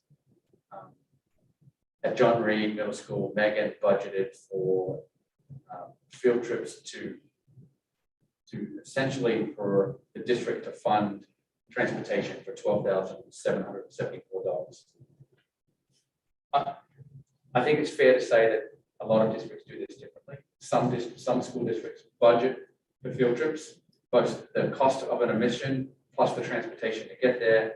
So if we were doing a field trip in grade 7 to the zoo, and it was $10 for admission and $20 for the field trip, some school districts pick up the tab for transportation. Other school districts say, here's a permission slip for parents. It's going to cost you $20 to go to the zoo, which includes the admission fee and the transportation costs. I think past practice here is that those are outside of the operating budget. And so you'll see a change that we wanted to put it in. I think Megan recommended that we put it in and we took that out. So that's just something that you have to think about as a board and whether we are paying for transportation. I think historically it has fallen outside of the operating budget. If I recall, in the instance of financial hardship, there's money available in the activity funds that helps make sure that cost is not a barrier. Absolutely. Yeah. And in terms of clubs and activities, you'll see that RES has reinstated some clubs and some advisors because an advisor runs a club. The garden club, the kindness club, coding club, the art club, and there's a student leadership and robotics club over at Drummondham. So those are all collectively bargained stipends. Those are, so if they're in the budget and that advisor does not exist, then we create an MOU to add that advisor. And just because you have a stipend in a club doesn't mean that that club runs every year. Someone may not put up their hand and volunteer for that club. Sometimes principals make decisions over which clubs they're going to prioritize over others and so on. So, Which is sort of answer the anticipated question of how do you decide how much time this club costs? Because it's a bargain for a site. It's a stipend. Correct. Are there materials costs for any of these? I believe these are just amounts for. The amounts are just for the stipends. There might be There might be materials, others. but if there's a need for materials, it's very small. Yeah.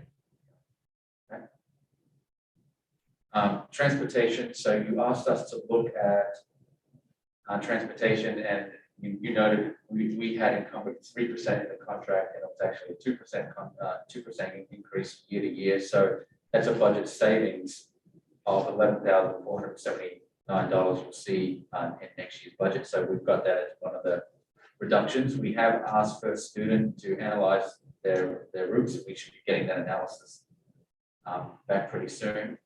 And fuel prices did increase. You can see 1920 price per gallon was $2.13. 2021, $2.05.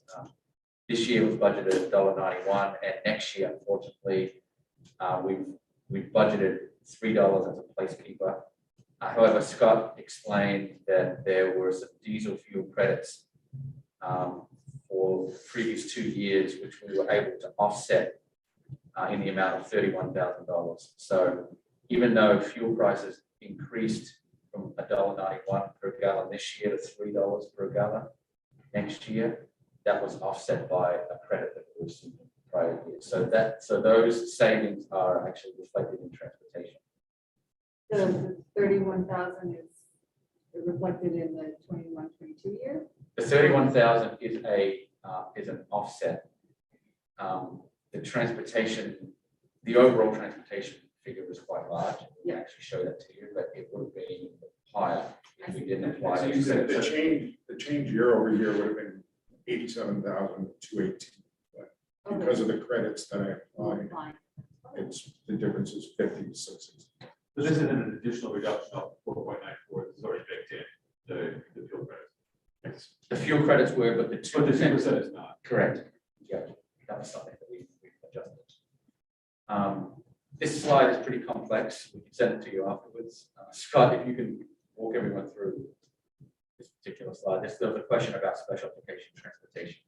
So one of the questions was, why did there seem to be such a dramatic change from last year's budget to this year's budget? So it was explained to me that the budget, after the budget was approved, there was an addition to which increased budget, or would have increased the budget by 83. So if they had budgeted last year today, they would have budgeted $83,000 more. So that's sort of the why the increase from last year to this year. Where's that money coming from this year? We're going to have to find it this year. That would be where we would have to look at our accounts and do a transfer from either Yes. a higher than average outplacement solution or something we do. This is 83,000 in transportation for an outplacement, but we had already projected the outplacement itself and budgeted for it. I'm sorry. So the outplacement is going to come with tuition and transportation. It sounds like it was an $83,000 surprise in transportation. Was there also a surprise on tuition? I'll have to look at that. I was concentrating on transportation and the I don't know if Jen knows that or not, but if not, I'll get on it in the morning. I wasn't, It would have to be. I was more concerned with answering the question on transportation. So Transportation, we really don't have a whole lot to do with transportation, but we do with infrastructure, just parallels to figure this out. I think the question, Jen, Yeah. is, was the outplacement known? And it was just the transportation that changed. But the transportation, the outlet. There's a student that was outplaced. And the question is, was it just the transportation that changed, or was this a new outplacement that also came with a transportation need? But transportation in addition to the outlet, that's right. But we already knew about the outplacement cost. I mean, my outlet did not include transportation. When we did the budget last year, did the outplacement that's costing us $83,000 in transportation exist? Or did that come after May also?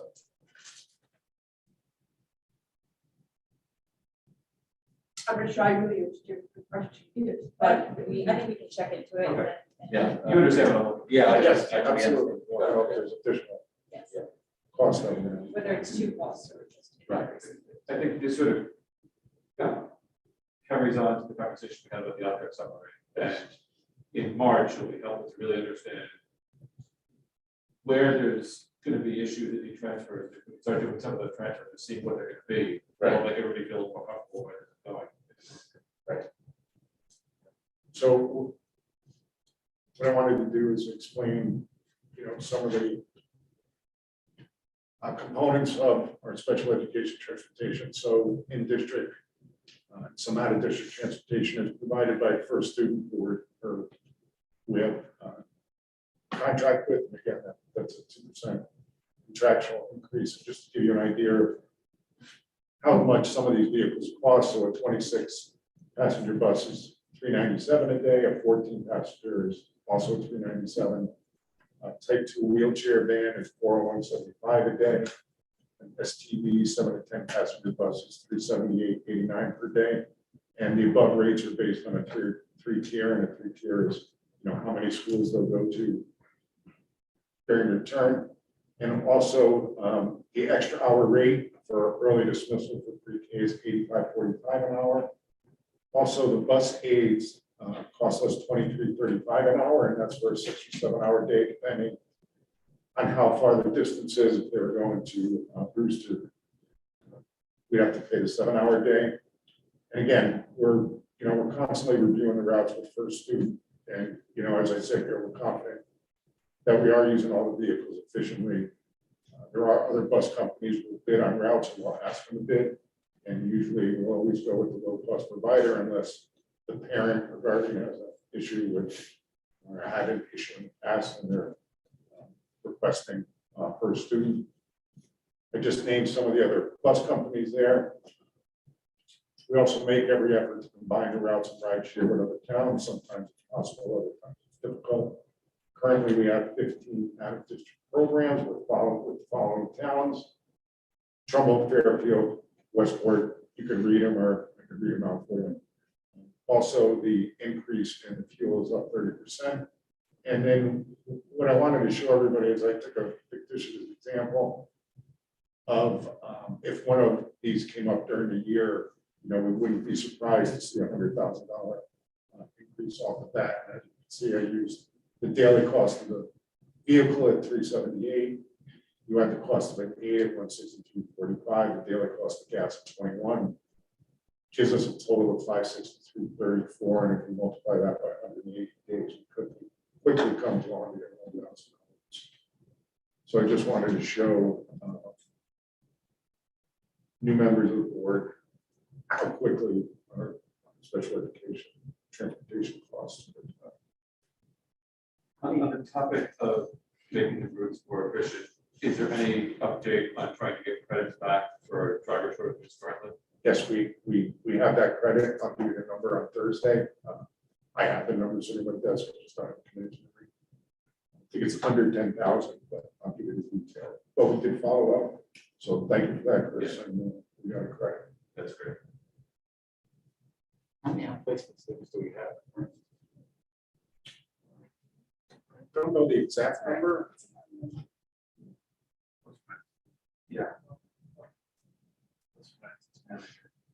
Yeah, that's pretty close. I don't know the Does exact- anyone know transportation costs? Let's just take that fictitious 101,000.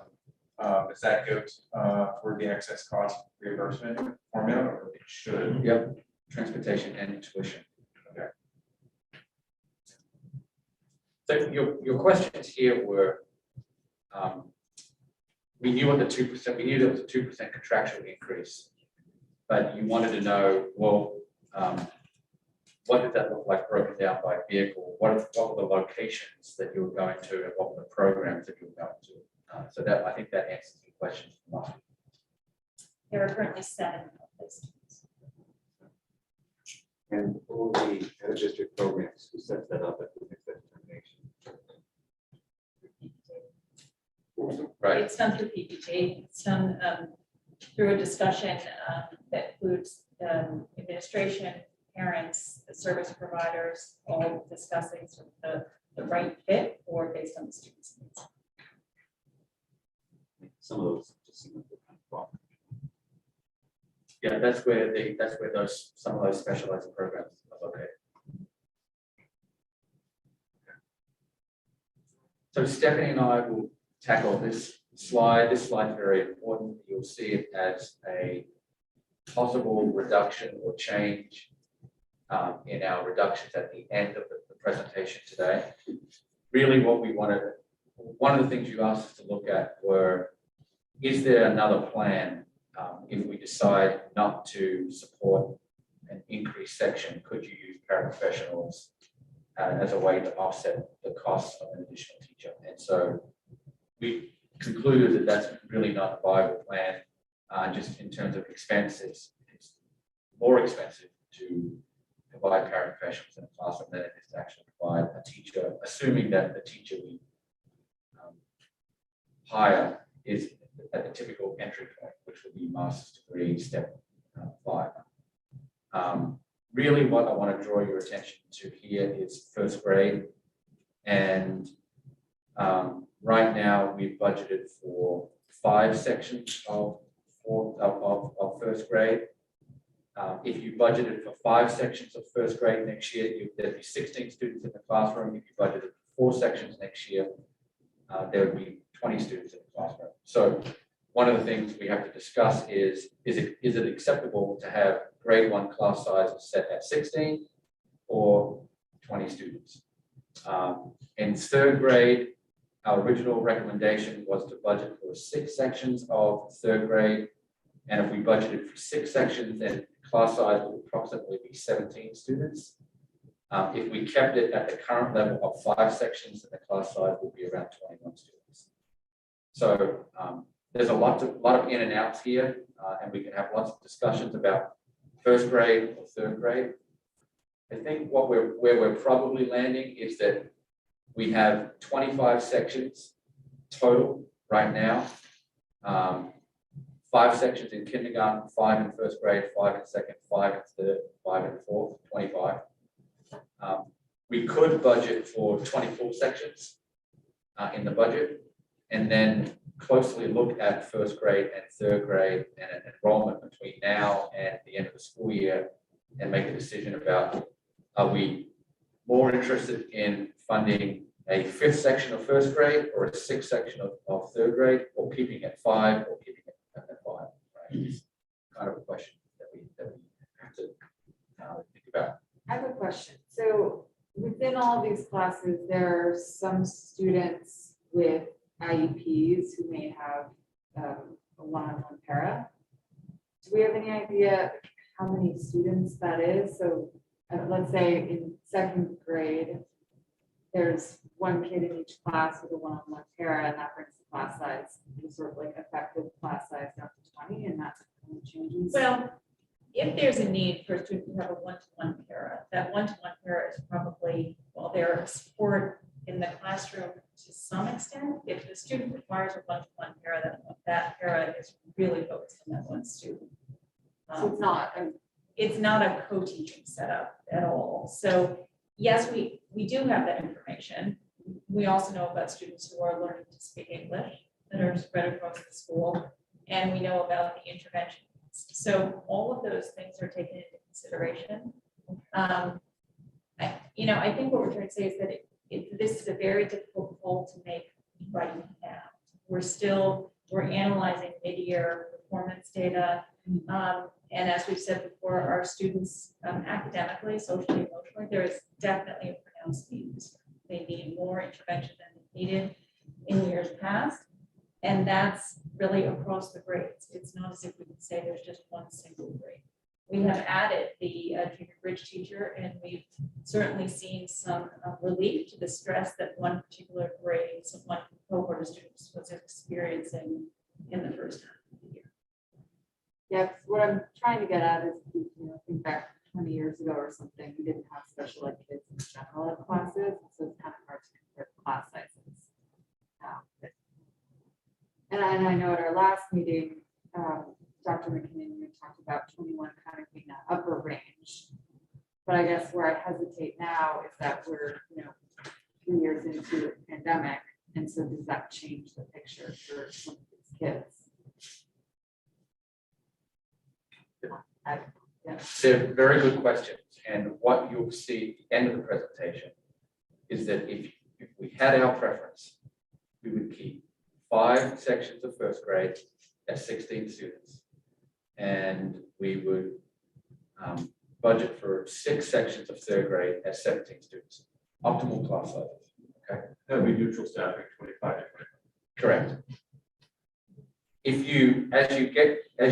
As we get down to the how do we make reductions to the budget conversation, you'll see that there's not a lot of change you can make to operations that will get you, that will reduce your budget effectively $200,000. If we're going from 4.9 down to 3.9, that's a $200,000 reduction. There's only so many dink and dunks that you can make to get you that far, and then you have to eventually make some tough decisions. And so that's one of the decisions we have to make. And can you have 20 students in first grade? Yes, you can. But that, as I explained to you, is the upper range. And 21 students in third grade is normally a fine place to be. You could probably go to 22, 23 students in third, fourth, and fifth grade. That particular grade level, we talked about second grade having a higher level of need. So 21 is on the cusp of our comfort level. And what we have to evaluate over the next 4 months is, could that go higher? And it could. I guess it could also go lower as well.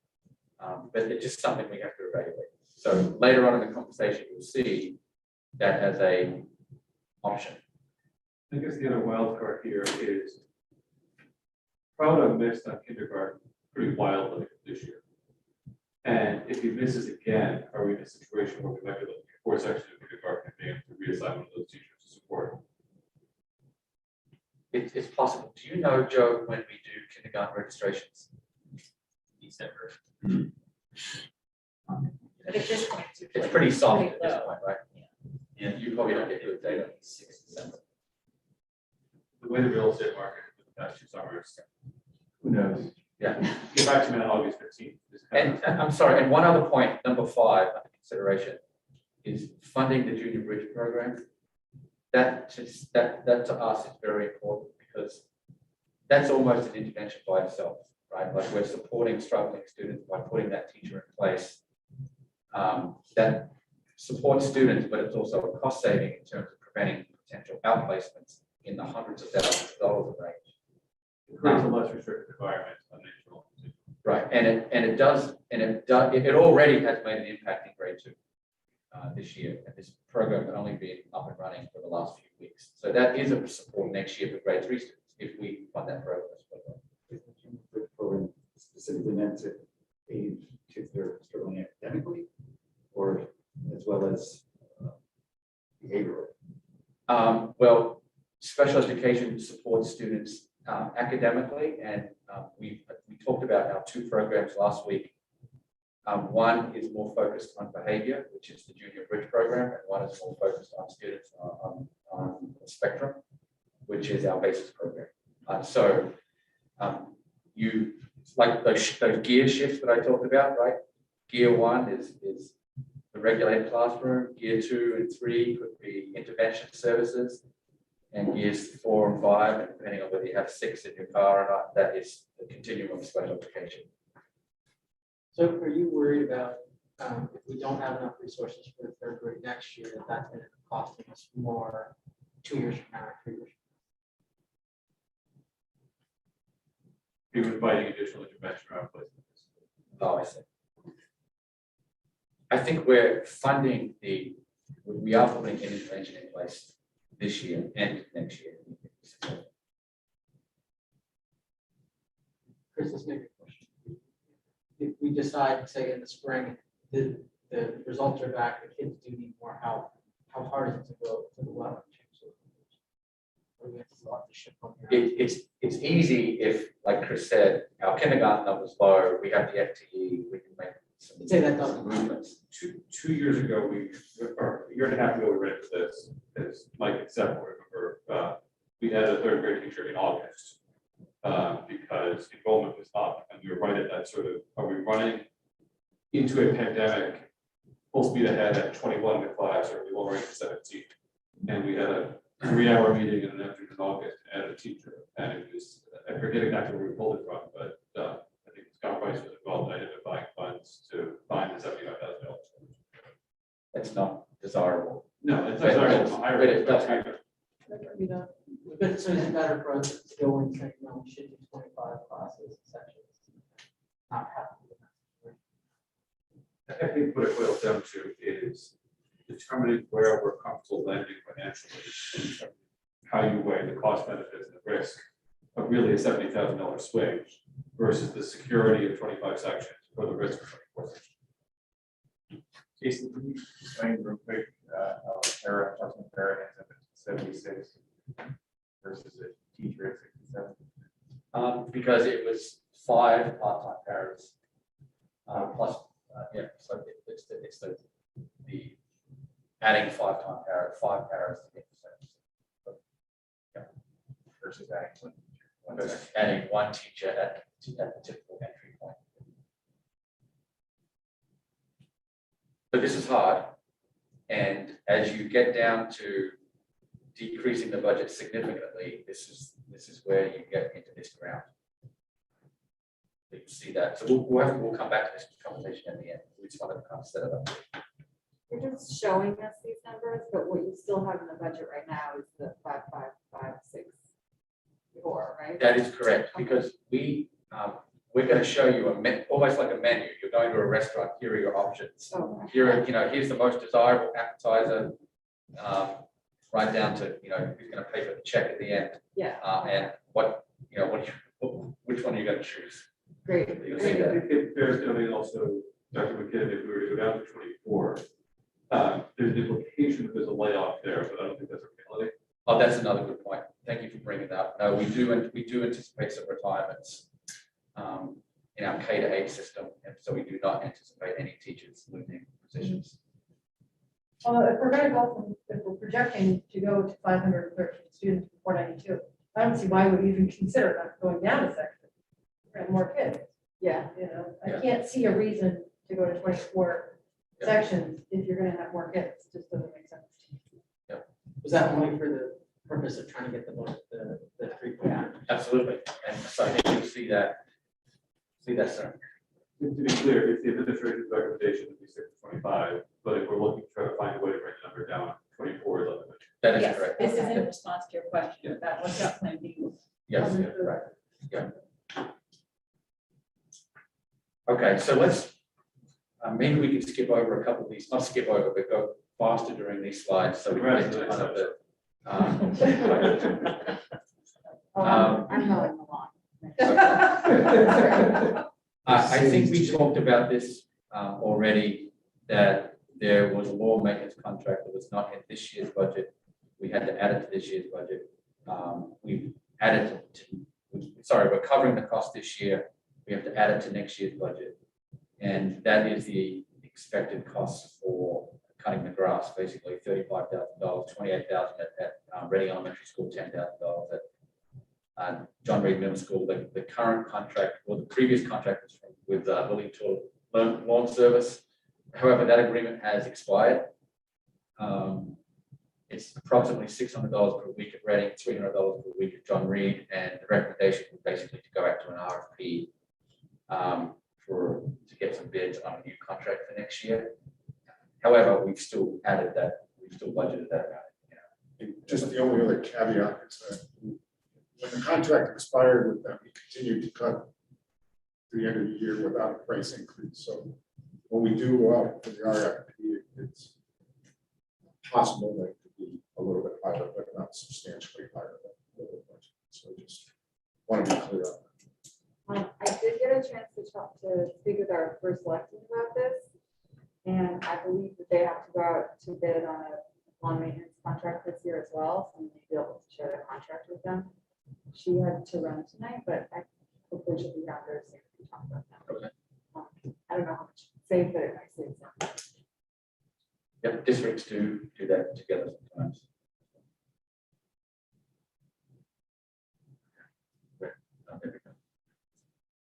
There were various questions about water testing and wells and next steps. We were able to remove some budget from areas from the budget. $3,900 from Reading and $2,200 from John Reed Middle School. Scott spoke to water system solution and clarified what the tests were and when they were administered, what's required, what's not required. And as a result, we're able to make some reductions, clean it up a little bit. But there's various testing that's required quarterly, annually, so on. These should be firm numbers about what's left. Yes, I actually have all the backups. This came directly from Ron with the schedule. Just to show you, the only caveat on this slide is the $3,900 water testing for areas. I have a call into the school, so they're gonna get back to me in the morning. I just don't know what that is, but the 2,200 I confirm could be removed. So that's gonna be on the menu later on in the presentation. And I think we're getting back to you about the cleaning that's not in the maintenance contract, but was in the cleaning line for facilities of the pressure tanks. It was Of the still pressure. sitting somewhere else, it just wasn't in Water water. pressurized tank. Is that Yes, what we're talking yeah, about? it wasn't right. So I have notes that suggest it was $50,000 or $60,000 in the bank that if we could avoid, it would be helpful. I think it's smaller than that in the budget. We can check that. Okay. In terms of facilities manager, I mentioned to you that I will get you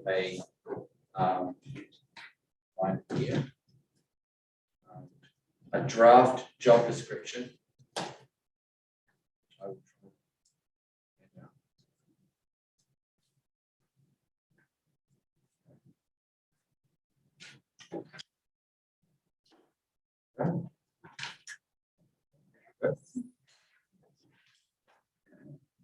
Okay, so before we talk about the draft, actually, no, we probably talk about that first. So a facilities manager is responsible for planning, organizing, and directing the maintenance, repair, and improvement of district facilities and grounds, serving as the district representative in planning and renovating facilities, planning and preparing annual budgets. Some example responsibilities include some long-term, short-term plans for ensuring that resources are effectively organized, implementing multi-year plans that are proactive and corrective to upkeep all facilities and grounds that include HVAC, mechanical, plumbing, electrical, structural, and so on. Developing and approving an RFP and reviewing bid specifications. We just mentioned that as the lawn maintenance bid. Supervising and inspecting work that's performed and recommended, and so on. So that's kind of the quick overview. All of the essential job duties, functions, and responsibilities are included in this. Is a very, very early draft, so we're still kind of working on that. But these are the typical functions and responsibilities that a facilities manager does in a district, including their some qualifications and experiences that are on the back as well. We currently have a facilities manager in Region 9 who's responsible for Jobalo High School. And I think in my first budget presentation, I talked about the idea of, can we make a K to 12 facilities manager responsible for overseeing all of our schools and infrastructure. And the idea was to fund it at a third, and a third, which would represent $29,000 for each district. I've come up with Plan B, which would be a reduction. And that would be if Region 9 had a facilities manager at the 0.6 level, which would be approximately $52,000.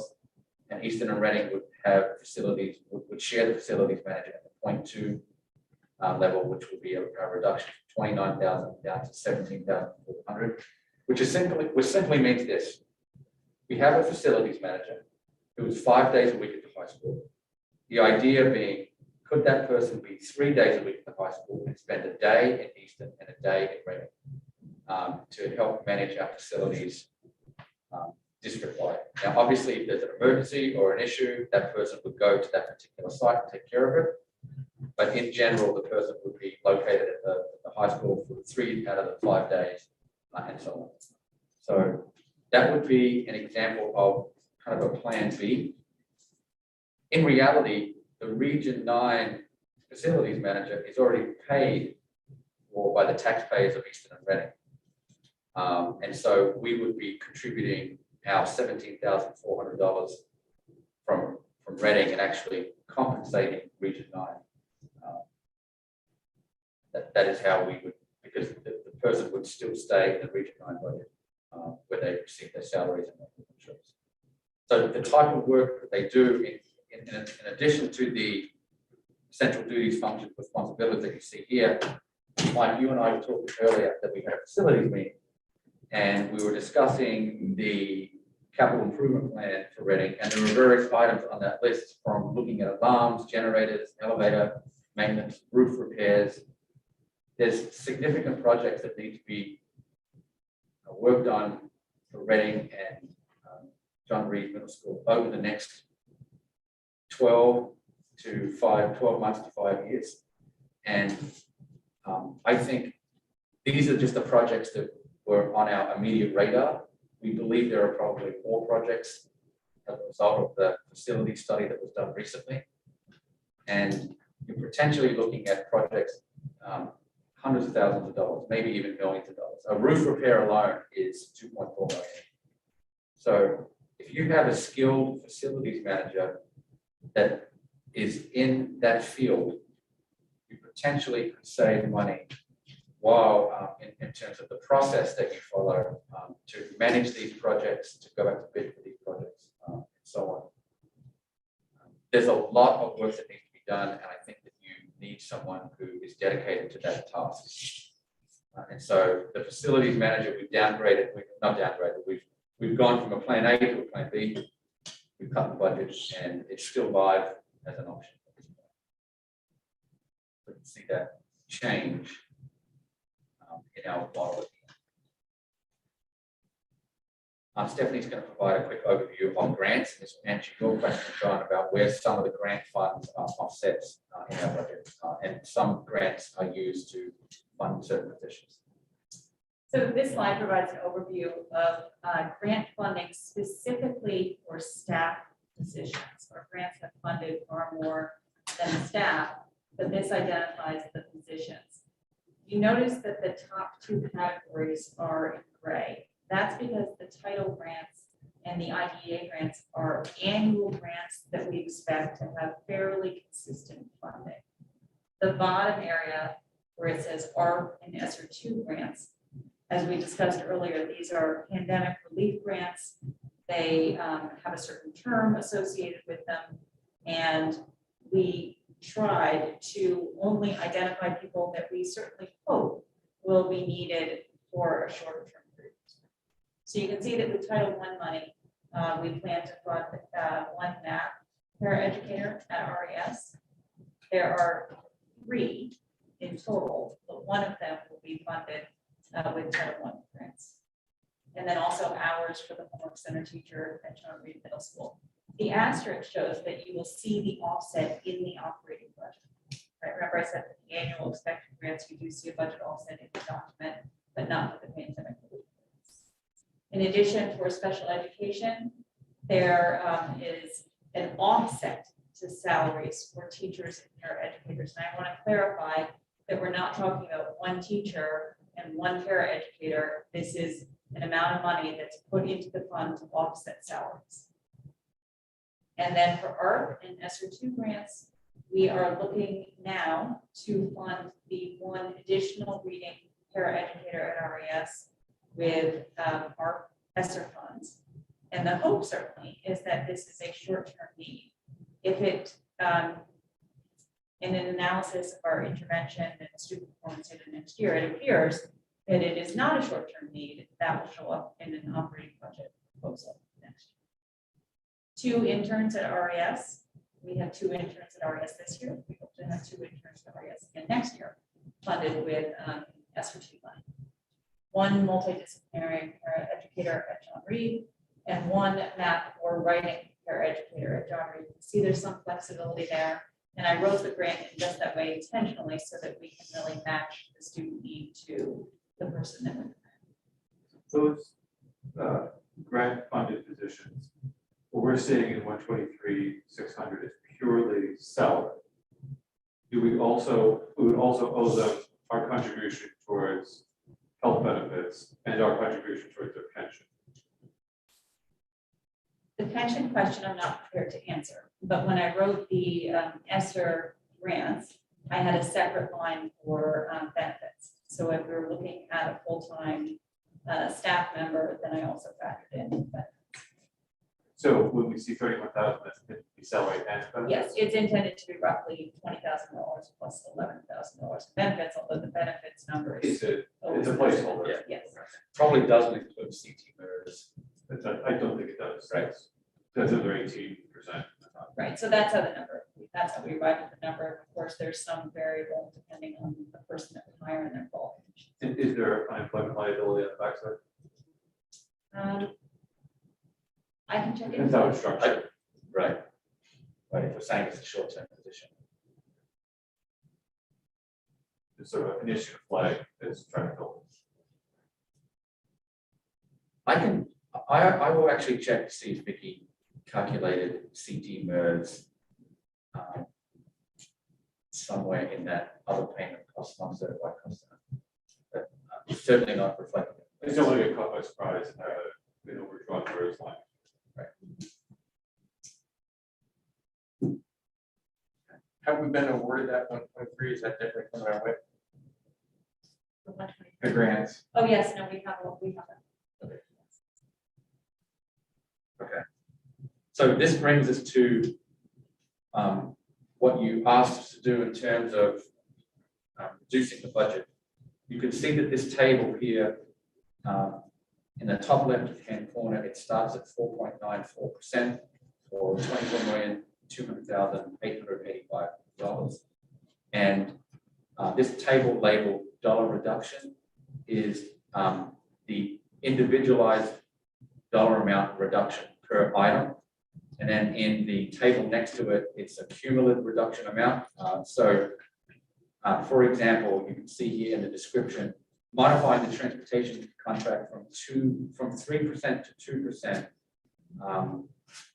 produced a certain savings around about $11,000. We also trimmed maintenance contracts and included that in that line. So the first reduction, getting us from 4.9% down to 4.86%, is about $19,500. The next reduction is something we've already discussed. We realized that we could purchase 75 Chromebooks through ESSA funds. That was a good use of those monies. And that was another savings of $20,900, which cumulatively in the column next to it is now totaling up to $40,000. You can see that brings us down to 4.77%.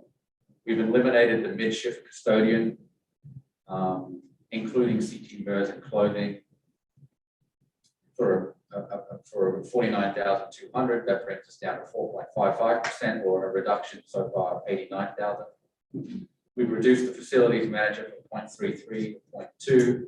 That was $11,600 reduction, bringing us now over $100,000 reduction from 4.9 down to 4.5%. We removed field trips from the operating budget for $12,700.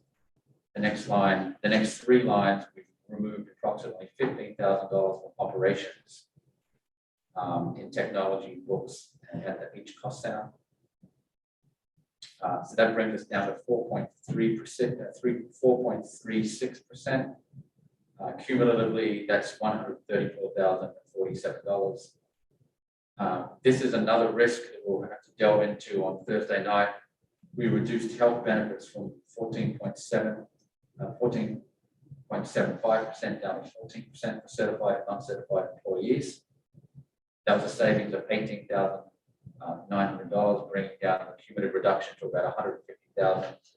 And this is where you see our last recommendation here would be to basically fund 24 sections at RES. And just to reiterate, that doesn't mean that we're cutting any staff. That just means that we're factoring in potential retirements. That's a savings of $67,000. That would bring us down to 3.99%. And at that point, we're cutting over $219,000 from our original proposed program. And that is the last recommendation. That's the most painful conversation to have. The last two there certainly are the most risky moves to make, and obviously the top third are the easy moves to make. And the only other thing I would say is that this really represents the red line. Any further reductions past 3.99, we're getting into staff and programs and class size. And so on. So I think that brings us to our homework assignment, where we are.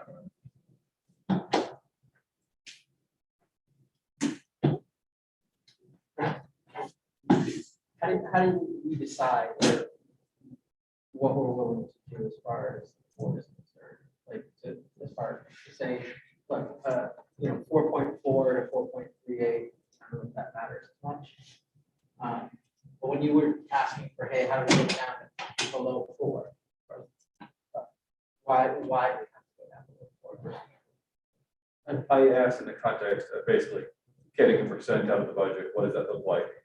And from a sort of optical perspective, what does a budget that's budget 3 look like compared to a budget that's 4? There's no rhyme or reason to it. Ultimately, it's the 7 of us that need to get to a number that we're comfortable with as we adopt. So it's more of like a perception thing, or powerful. Right, and it's an exercise we sort of go through on an annual basis of, if you try to squeeze this down to certain thresholds, what is the various level of pain at each of those points, basically. But I do think that it's probably a little bit premature to get really married to any of these increments as being close to final until we have a conversation about insurance on Thursday, because as we learned last year, that could have a material swing in what the increment is and what the change is. And we'll all want to get much more comfortable about what our plan going forward is for health insurance, and that will really crystallize the ranks which we're sort of negotiating with. Are there any questions or requests for follow-up on what was presented tonight? I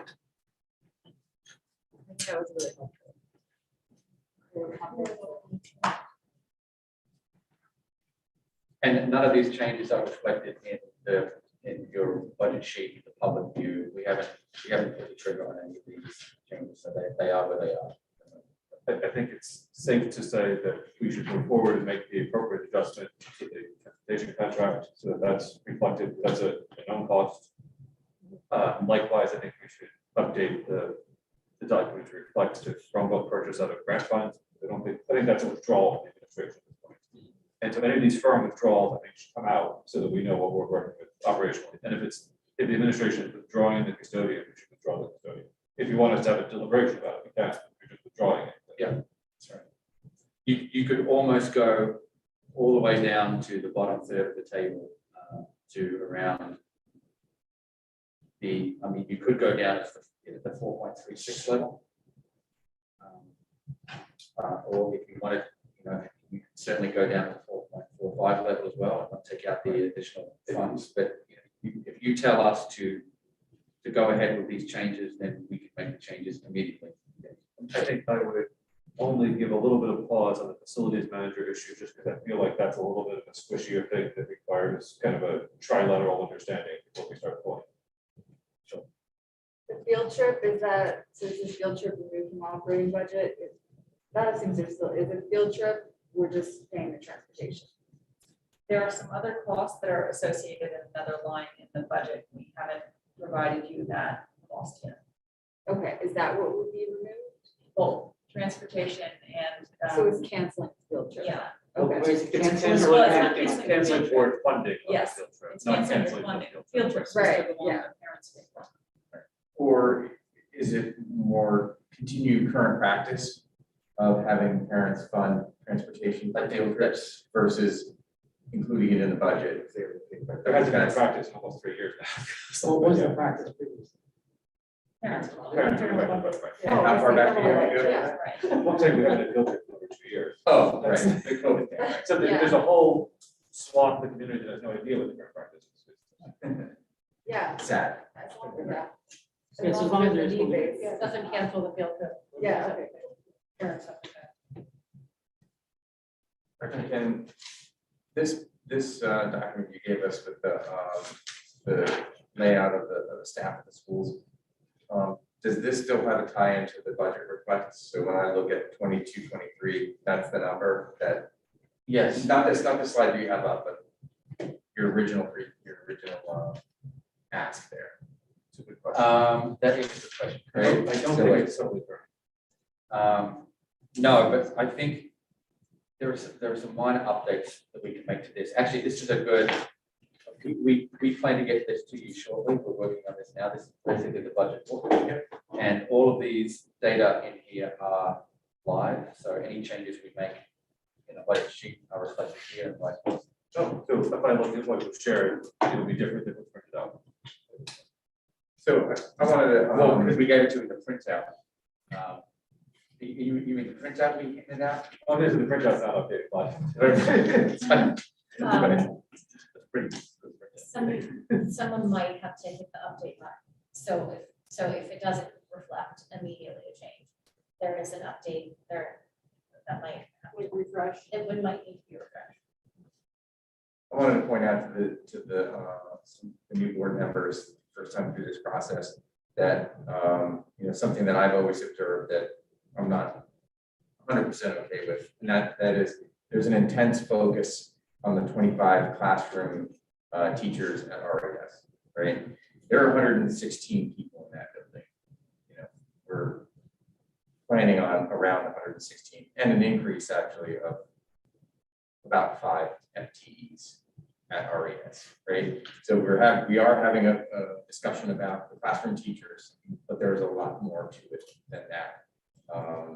Same thing applies kind of to John Reed. We never have a classroom size discussion about John Reed. It's something that's hard. It's hard for us to see. I talked to you about this a little bit, John.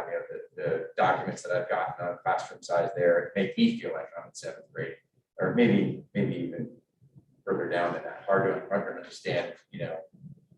How many students are in each class, right? But so again, we had that intense focus and an intense conversation about the 25 teachers, but really nothing about the 75 that we have at John Reed, right? And we're scheduled to go from 69 to 75 next year. Is that right? Could be. Yep, I have I to. have to take a look at that. Well, if this is current, yeah.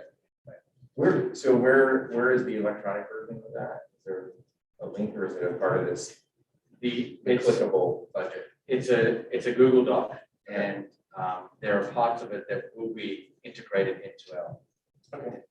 Mike, you're looking at where we added like 4.5 paras or something like that, and not non-certified staff. Is that the document you're looking at? Just overall, how many folks do we have working? How many, Yeah. adults working at RES? I went through that today and like matched it up with the cost line items, and where there were big increases in FTEs there were very small increases in actual costs. So definitely worth looking into, but I was thinking. Meaning probably parents. But Or the part-time. point of my observation is that, there is an intense focus on classroom size and RES, just those 25 positions.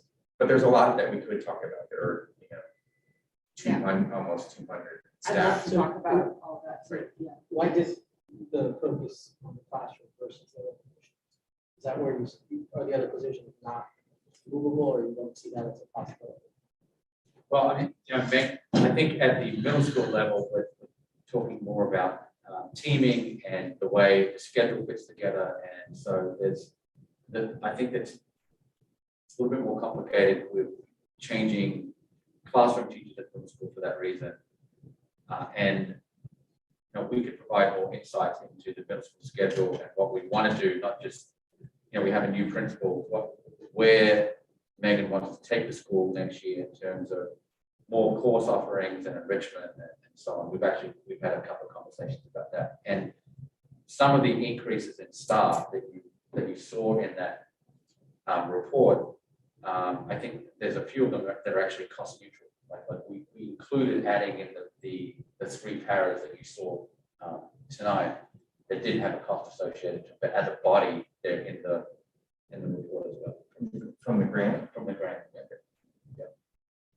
That probably contributes to what you I got. think that's Yeah. So there could be an increase in FTE in non-certified staff, but it could be cost neutral. Yeah, because I know what you're looking at, it's a little jarring, because it looks like we're adding like 11 full-time FTEs next year, and we don't know necessarily if we're paying their benefits, and it's full-time. Hopefully you're getting more information about that tonight. Right, yeah. So is there a specific request to administration for more background on any of these positions that would be helpful? Do we have already existing, just like a org chart, but almost org chart? We have 10 paras, they do this. These paras are, math paras versus writing for reading paras versus special ed. Because I'm definitely curious how much is part of like special ed versus general ed. We can put that together. You don't have it in it. Or I This is pretty think hard. somebody We have a provided table. that a couple years ago. Yeah. I think you did. Yeah, I probably did. Yeah, I think you did. We Yeah. can certainly update something that would provide more clarity. I mean, we have the staffing report. And if you, This is great. I mean, from what I've seen in the past, this is good. You might be talking about that buildup that we did like from the bottom up like 2 years ago. Yeah, I somebody think you wanted did to do that know, yeah, Presentation, right, just like, you know, who are these people in the school, what Right. do they do, and yeah. how does it add up to be 115? If you look at your budget, if you look at a particular cost center, trying to find, let's say we go into Reading, you will see, I cannot have this. It's helpful. You'll see a difference between instructional paraprofessionals and non-instructional paraprofessionals. And So an instructional para is, would that be like a math specialist and non-instructional would be like a kindergarten? para? Well, an instructional para could be a kindergarten para, it could be a math para, it could be a reading para. A non-instructional para would be an office assistant. Someone who's not Like a recess or a monitor, recess Or aide. a recess or monitor. cafeteria. I And think- then there's a special education paraprofessional that will reside in the special education budget versus a kindergarten para. They're both instructional, but they will reside in different places. So if you look at, you do the breakdown and you start looking at, and you go down and you start looking at where these are located, you can see the math paraprofessional, the 3 recess supervisors and so on Yeah. are in that. That's impressive. It sort of is already there. It is, It it is, is actually, when I'm looking at non-instructional powers, I see the recess supervisors being added there, which results in 136% increase. So I think it's a reallocation further than that. yeah, and I think we talked about that there were different positions moved from different places. So I don't think you need the org chart. I think you might just need, what does a special education para do versus a classroom para versus a non, right? Like we can provide that data, Yeah, I think it's, just the yeah, I'm categories. most concerned about the special ed pairs because I know that that's sort of, it is what it is kind of thing. But yeah, I guess I'd be curious for a little more detail on non-special ed pairs. Okay, And I misspoke, it wouldn't be an office assistant, they're listed separately.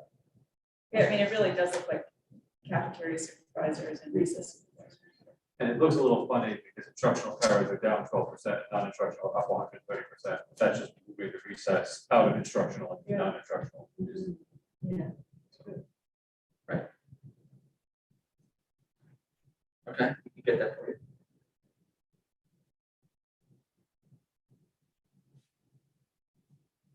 The other questions that are triggered or other areas that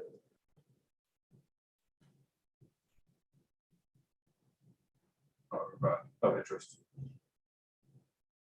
So to signpost at this point, the major topic on Thursday is going to be health insurance, and ideally we could sort of walk out of there with a pretty good idea of where we want to go. That will help sort of lock in a portion of the budget from which we can then negotiate around what the increment is. Following that, on the 22nd, we'll meet with the Region 9 and Eastern boards to resolve the central office budget, which will lock in that portion. And that'll bring us back here a month from tonight on March 1st to bottom out on everything that's left. So if there are other areas where you want to understand about program or you want to propose reducing or changing, the sooner we know about it, the better, so the administration can prepare and give us whatever information we need to make an informed decision. Can I speak up? So 17 years ago, I was living in Westchester, and when my wife was considering moving, we were, it was time to get a house. She was looking at Reading because her office was there. I didn't really care because my office is the client's home based on my business. Which when she found a house, I said, okay, the only thing I need to know is, what the school's like, a good school system. And I did a quick search online. And this was 16 years ago that we bought. And the schools were always ranked 1, 2, and 3 on any site that I was able to find. Do that today, it's a big difference. I don't know what the answer is, but if you look at all the schools around us in the surrounding area, they're all ranked somewhere in the top 10. Yet they all spend less per pupil than we do. I'm not looking to try and say, where's where's that going? But I am trying to say, I think that we owe it to our children and to the community to see how we can kind of change that. Do we think at some point it would be helpful to maybe look at cost per student on a more like leveled basis, like to do that analysis? I know when we talked about Easton last week, there are a lot of costs that town of Easton covers, and town of Reading doesn't cover. And I know that's a question that many people ask all the time. Would it be useful for us to do that exercise to say that, you know, here's our cost per student on a more like travel sample basis? Doesn't the state report that in a leveled out way? What do they call it? There's a net current expenditure per pupil. That one. That one, which has its own sort of weirdly loaded formula. Like, for example, to take Laura's point, the way that there's about $800,000 that we carry that East doesn't carry in our education budget. The SDE calculation on NCEPP doesn't factor that at all. We get hit with that regardless, doesn't get taken back out. We also, as part of our net current expenditure number, are assigned a portion of the Region 9 budget and a portion of the Region 9 headcount, which muddies the way that the number is calculated also. And I've spent the better part of 2 years trying to get an understanding from the state as to how they're calculating that. And you want to talk about going in circles, that's a good exercise. Spinning yourself in circles over. So it's not really an apples to apples. It is designed to try to say, what are the local taxpayers paying on an average basis per year per pupil, so that then they can allocate things like the charge for DCF placements and how they're going to calculate excess cost reimbursement and use attention. It's not really a suitable tool to say, are we looking at things on a apples to apples basis? Moreover, if you look at it in the context of, if you want to compare Reading to Weston, for example, the first thing you'll notice is Weston's a K-12 district. So while we have a very staff-heavy elementary school, lots of elementary schools are staff-heavy compared to high schools. And so they'll have a high school to balance out the staffing on the lower side. In addition, if you've ever been to the Weston campus, it's a campus. And so they have a different facilities impact, different transportation impact than we have here. So once you start looking at all the variables, it's very difficult to start controlling out all of those things. You get down to questions like, what are our contracts with staff look like, and are they competitive? And what is our classroom size? Is that competitive? And what are our program offerings? Are those competitive? And that's how you try to do it. But it's an exercise that's very difficult to come to the point where I'm looking at Weston and Reading and Easton and whatever. And it's obviously extraordinarily difficult for a K-8 district to be compared to other districts because there are only a handful of the state. And when you look at things like the niche rankings or whatever it is online, Reading doesn't get scored in a lot of them because we're not high school. So it's its own weighting thing. We're not going to get credit for graduating from high school in 5 years if you're not high school. We're not going to get credit for AP exams and those things. So those sites were just ranking them differently back then than they are today. I have no idea what sites existed 16 years ago that were ranked. Well, that's fine, I'll accept that, but then I'm just saying as a simplistic matter, someone looking to move to the area, this is what they're gonna see. Right, and short of opening high school, we're not going to change the methodology of the national data aggregators. Depending, like some rankings that I did this second for you. Some of the rankings look at diversity as a point or not. So your school outcomes for students may not have changed at all, but just that them adding that characteristic moved you down. So it depends on what you're looking at, but I agree that we should be looking at the outcomes for the student and seeing if we're matching up to what we're paying for. Right? So I think Dr. McKinnon did a presentation very early on, maybe our first meeting, about what the goals and outcomes were and how to work backwards from that. And look at that versus look at rankings. Because rankings is such a game, right? Lots of colleges gain the rankings a ton. That doesn't necessarily mean one college is better than the other, they're getting better ROI. And like I said, anyone moving here is not gonna have access to all this information necessarily. necessarily either. They're just gonna do the same thing and that's what they look at. Yeah, and Whether that's a reality or not, perception is. no, but then, and they may decide, hey, I don't want to move to Reading because it's not a diverse campus, right? I had to make that decision. And the rank, even if it was ranked 2, or it was actually ranked higher probably 4 years ago, but my point is that those characteristics, yes, some people will say, okay, it's not ranked high enough, I'm not moving there, and others that may not matter, but the outcome may not change. And the ROI on the money may not change. We do have a smarter balance assessment ranking. Where we can see how Reading scores, in ELA scores and math scores. I have 2019 up on my screen. So the 2019 net current expenditure per pupil report puts us at number 13 in state. And then the SBA ranking in ELA has us at number 23. And for math has us at 7. So those are test scores. They're standardized. You can't, they're not different in each district. That may be one way to look.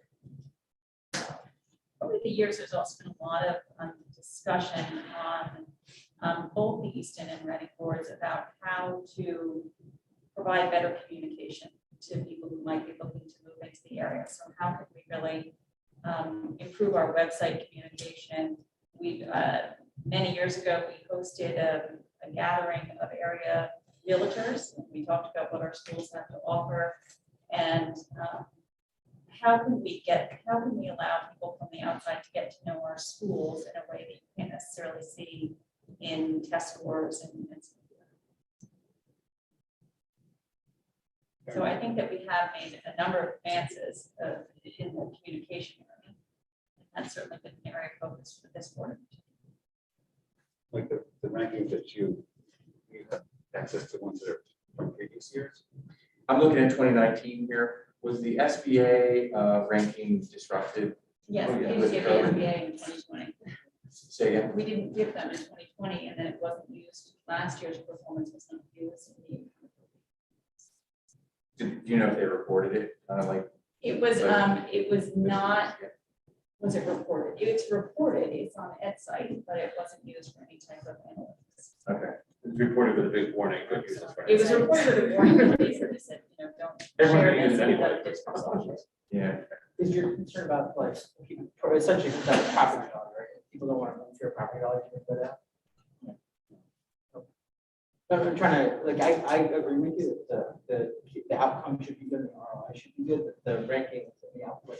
What's the concern if people see the ranking and it's not as good as you want? I said, first and foremost, it's the students, but then it's also, are we getting what we pay for, or can we do that? For spending, more on average than the rest of the demographic reference group, are we getting the value for it? Right. And in standardized test scores, maybe not. In rankings, I really don't think so. But I don't understand the rankings. It's not like a state does that. I don't know how they, it's whatever witchcraft. Methodology. Yes. Right? But we're not on the top of the witchcraft game we used to, be, right? We used to. It was good witchcraft when we were up here. Right? Now it's bad witchcraft. Right. I mean, just even on the ROI point, Gerard, if you look at, going back to comparing Reading and Easton continues to carry significant municipal debt for the purpose of building Staples Elementary School. They benefit by the fact that they have a lower cost to maintain the building because it's decades younger than our elementary school. So every year we're paying several $100s per pupil for the purpose of maintaining that building. That's not being carried in Easton and not being offset in state report. And all of these things are incremental to, and that's something that doesn't show up in the classroom. Whether or not, your kids are getting a good math education, it's very little to do with whether or not the, building is 15 years old or 50.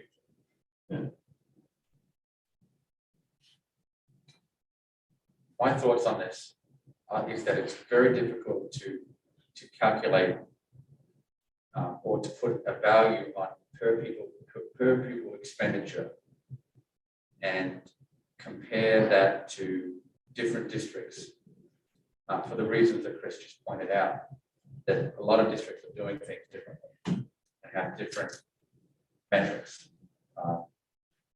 You can even compare the difference between Easton and Reading, and in terms of what Reading is responsible for, in terms of workers' compensation, cutting the grass, CT versus the pension plan versus Easton. There's a difference right there. Well, there were. Test scores, Easton and Reading test scores are very similar, but the per pupil expenditure is different for those reasons alone. So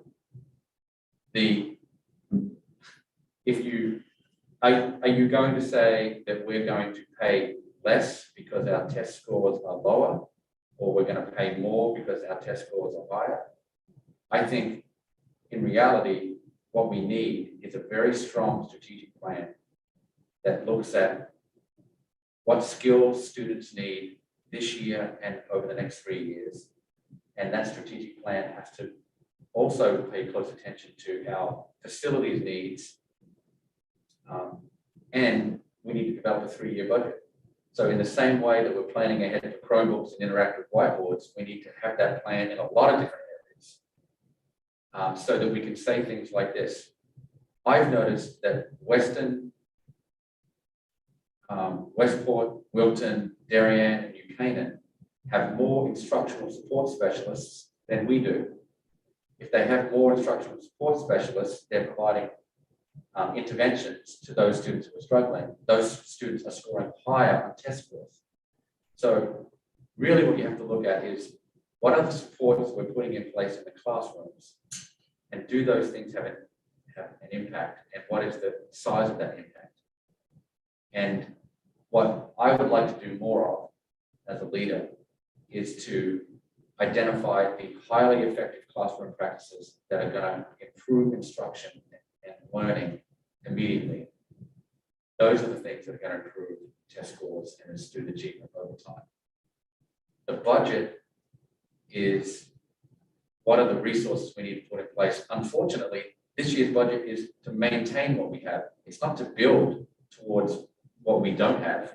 And that's what makes me sad about kind of where we are right now. We need a strong strategic plan over the next 3 years that identifies what we actually need, rather than focusing on maintaining what we currently have.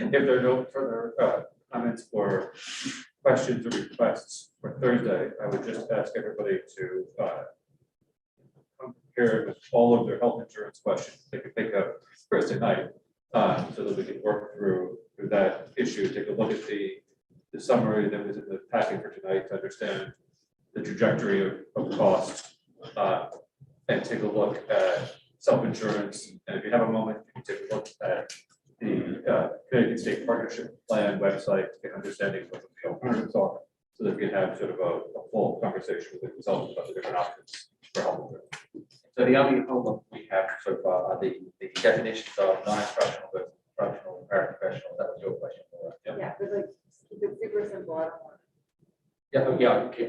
Okay, I don't want to do a lot of work. And is that all you have? I've got bottoming out the water tank issue. Oh, the water tank issue. Yeah. Water tank and then CT bears APR funding. And just to update the working spreadsheet to reflect the above the line changes that we talked about tonight. Basically, the full withdrawals from administration. Just to, There was the additional information about the special education transportation that would also include in that.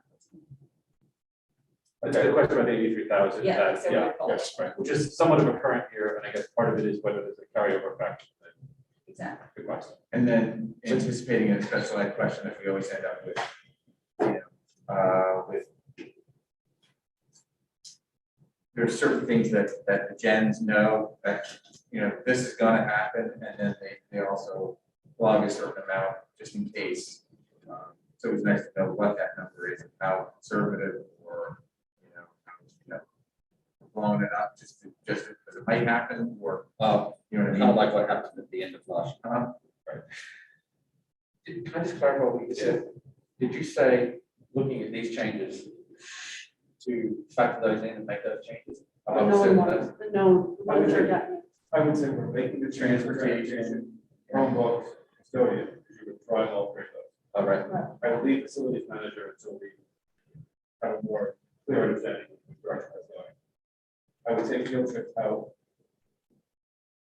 I think that's all I would firmly, the 3,500s are kind of, Still up in the air. they're not tied to anything, right? Everyone does that. We can drop $50,000. Yeah, okay.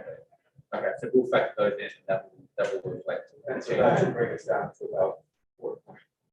probably. Right. Yeah. Thank you. Any other questions? With that will wrap up the discussion for the evening, bring us to adjournment. Motion to adjourn the meeting. John, second, Laura, any objections? Seeing none, it is 9:48 p.m. We are adjourned until Thursday. Okay, see you soon. How's